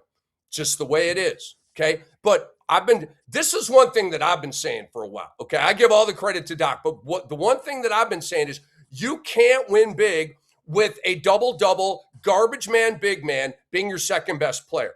That is going to buzzkill you, okay? So guess what, guys? Norman Powell, I'm going to say it like a baseball announcer. Norman Powell, he is going to be an unrestricted free agent.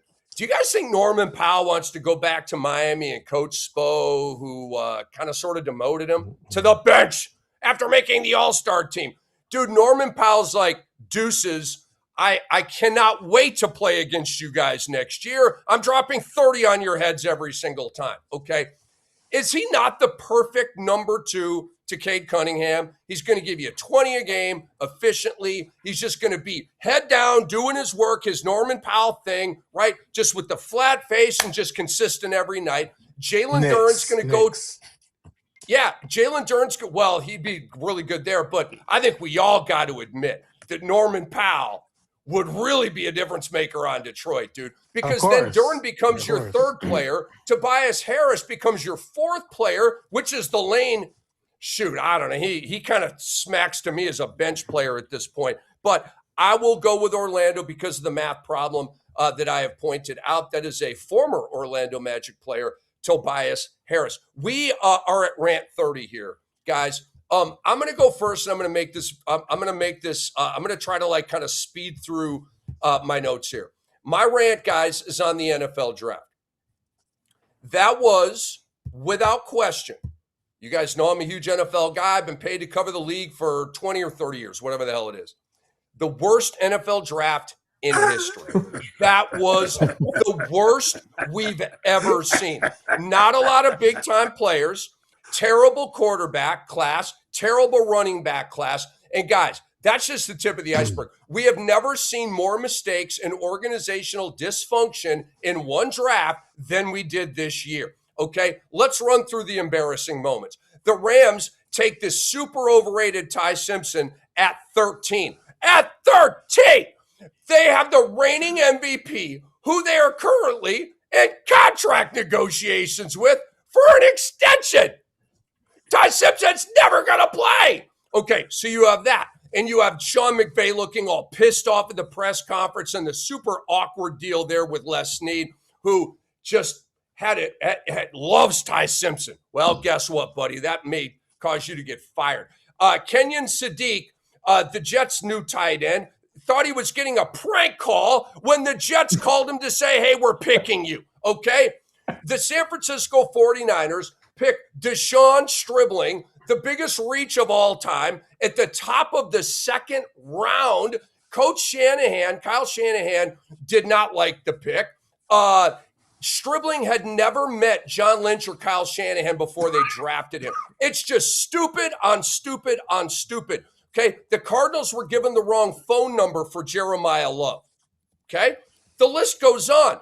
The Las Vegas Raiders called the wrong Byron Young on draft night.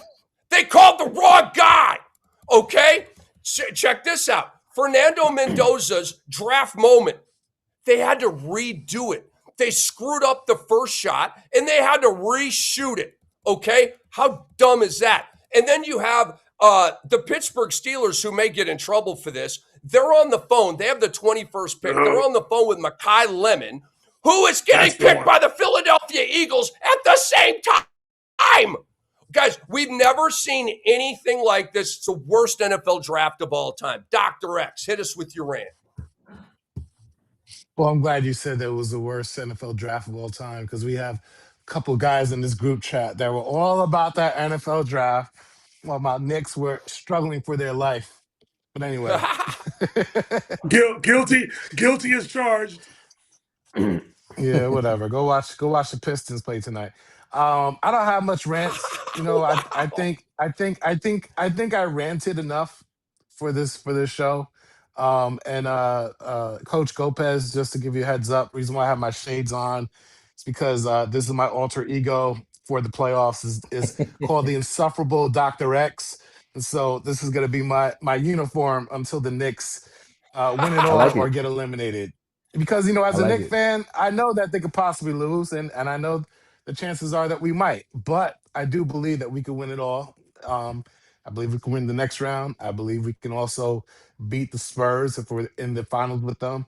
And so that's what I'm hoping for. But all in all, my rant is more of a props. I want to give props to Mike Brown for listening, but also staying on his, I would say, you know, standing his ground about his rotations, but just tweaking, the slight little tweaks about making sure that Carl Anthony Towns was the focus.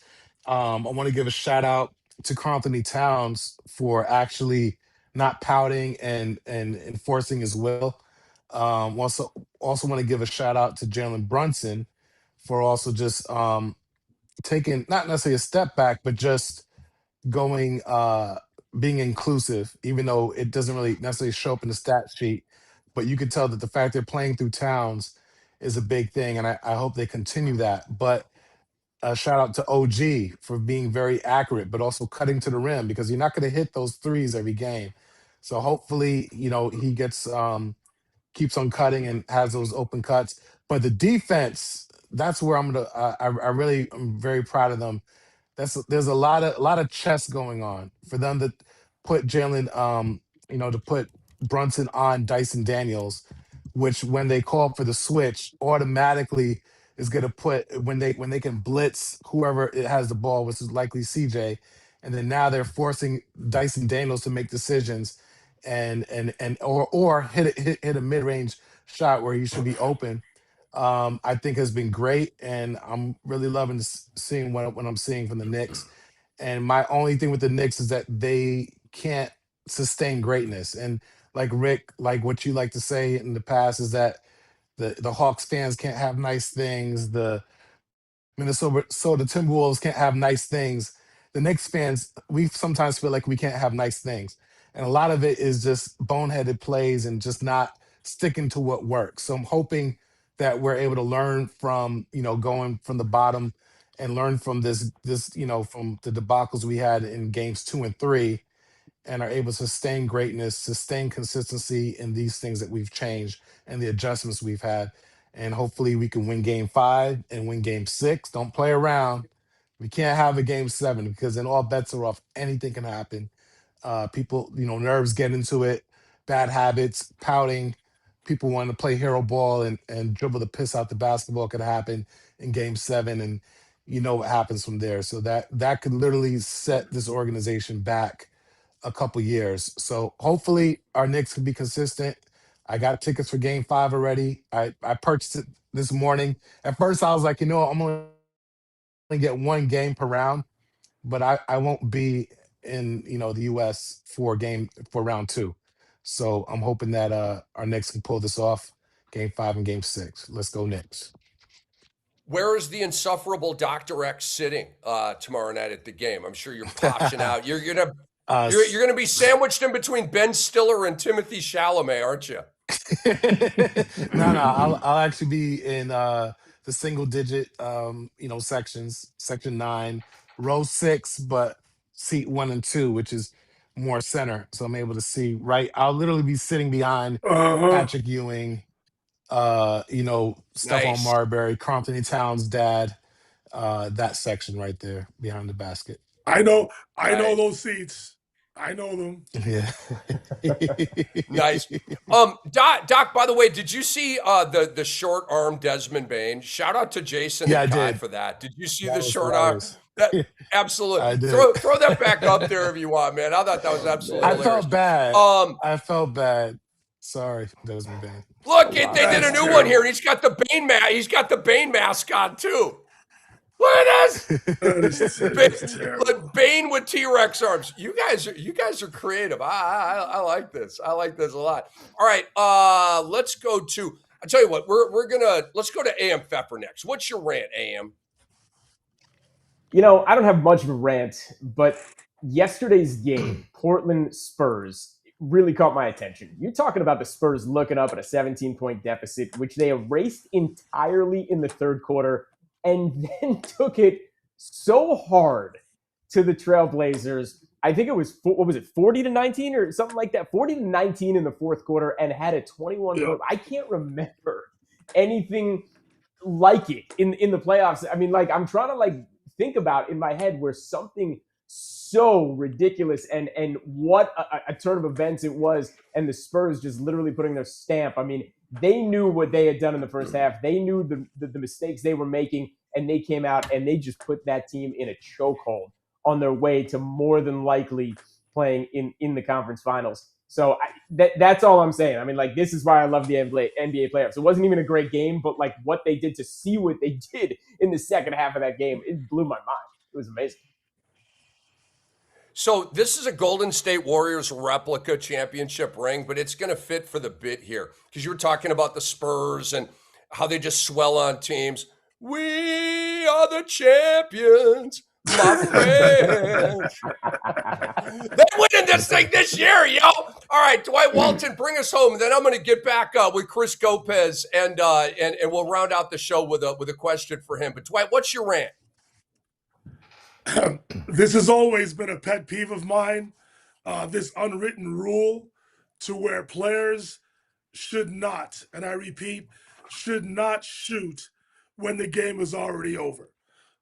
We saw another incident to where Jaden McDaniels showed up the Denver Nuggets by doing a windmill dunk, and I think Nikola Jokic had the appropriate response by going after McDaniels. Now, it did, whatever the case, it did create a scene towards the end of game 4.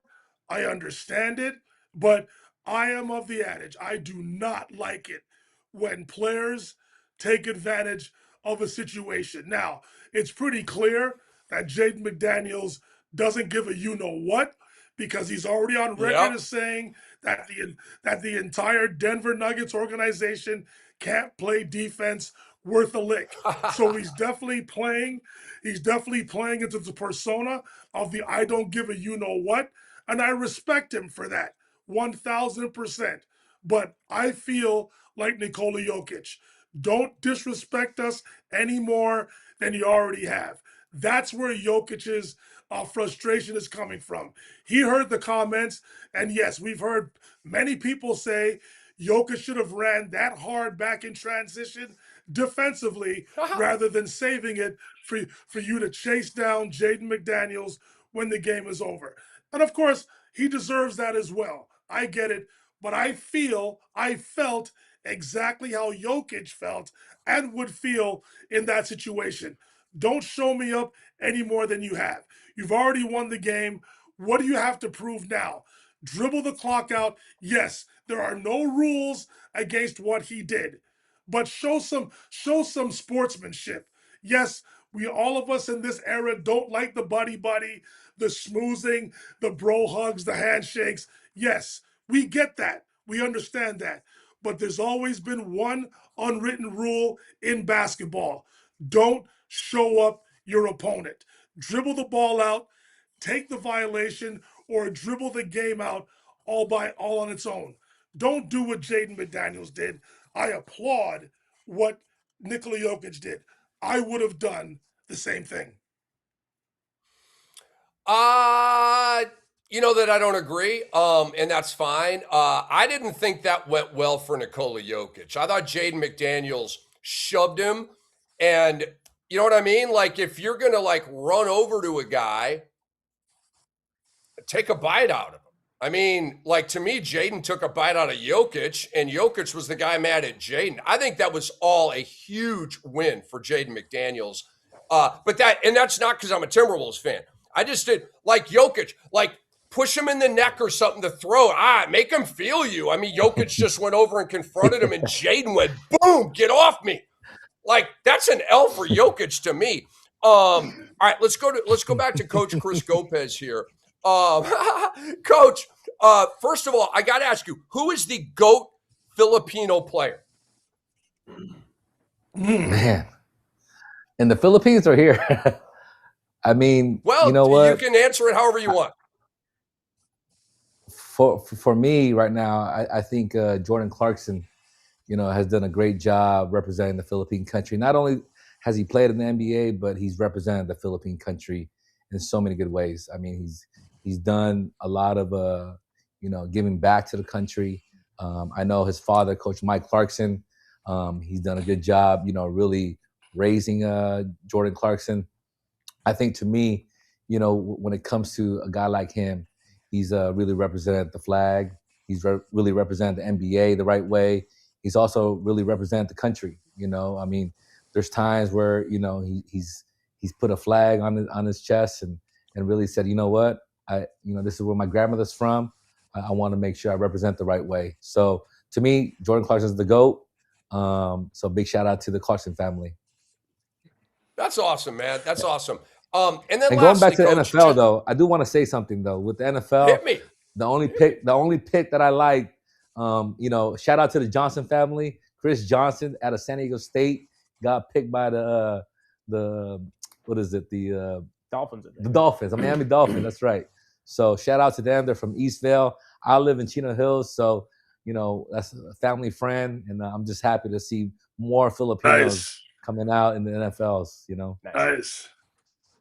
No, that's cool, man. That's cool. And then, Coach, lastly, what's your next coaching venture? Like, what are you getting into? Kind of just an opportunity to promote what you're doing right now. Absolutely. So, with what I'm doing in the next couple of months, we're actually trying to promote more boxers. Manny Pacquiao obviously is going to be fighting pretty soon. After him, we don't know who's next, right? So hopefully we can identify some talent in the boxing world, in the boxing space, and hopefully see another Manny Pacquiao. I mean, I know his son is trying to get in the scene, but it's really tough, to be behind a legend like Manny Pacquiao. So hopefully we can see some more boxers, whether it's here in the U.S., anywhere around the world, maybe in the Philippines, boxers, volleyball players. the Thompson sisters in soccer, the soccer space. Yep. Filipino descent. The father is a good friend of mine, is Mario Thompson. They're obviously making a lot of headways. The older sister is obviously just signed a deal in London, Chelsea FC. The other sister, Giselle, she's out with the Angel City. So a lot of up and coming talent. Another talent that's coming are the Robertson's brothers in the NHL. One of them is playing for the Toronto Maple Leaf. The other one is also playing with the Dallas Stars. So, recognizing these Filipino talent, especially in my community, is my biggest advocacy. And so I hope to continue to inspire more younger generation moving forward. But let's see. I mean, hopefully we can get more Filipinos in the mainstream of sports and, represent the right way. Well, we would love to continue to help you with that, Chris. It was fantastic having you on the show. We really appreciate you jumping into our posh, extraordinarily deluxe LA studios. But Coach Chris GOPEZ, thank you so much for all. I love it. Really, really appreciate you.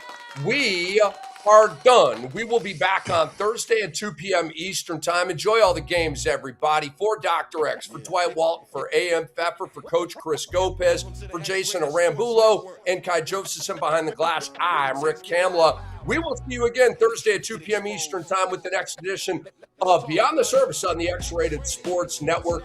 Be well.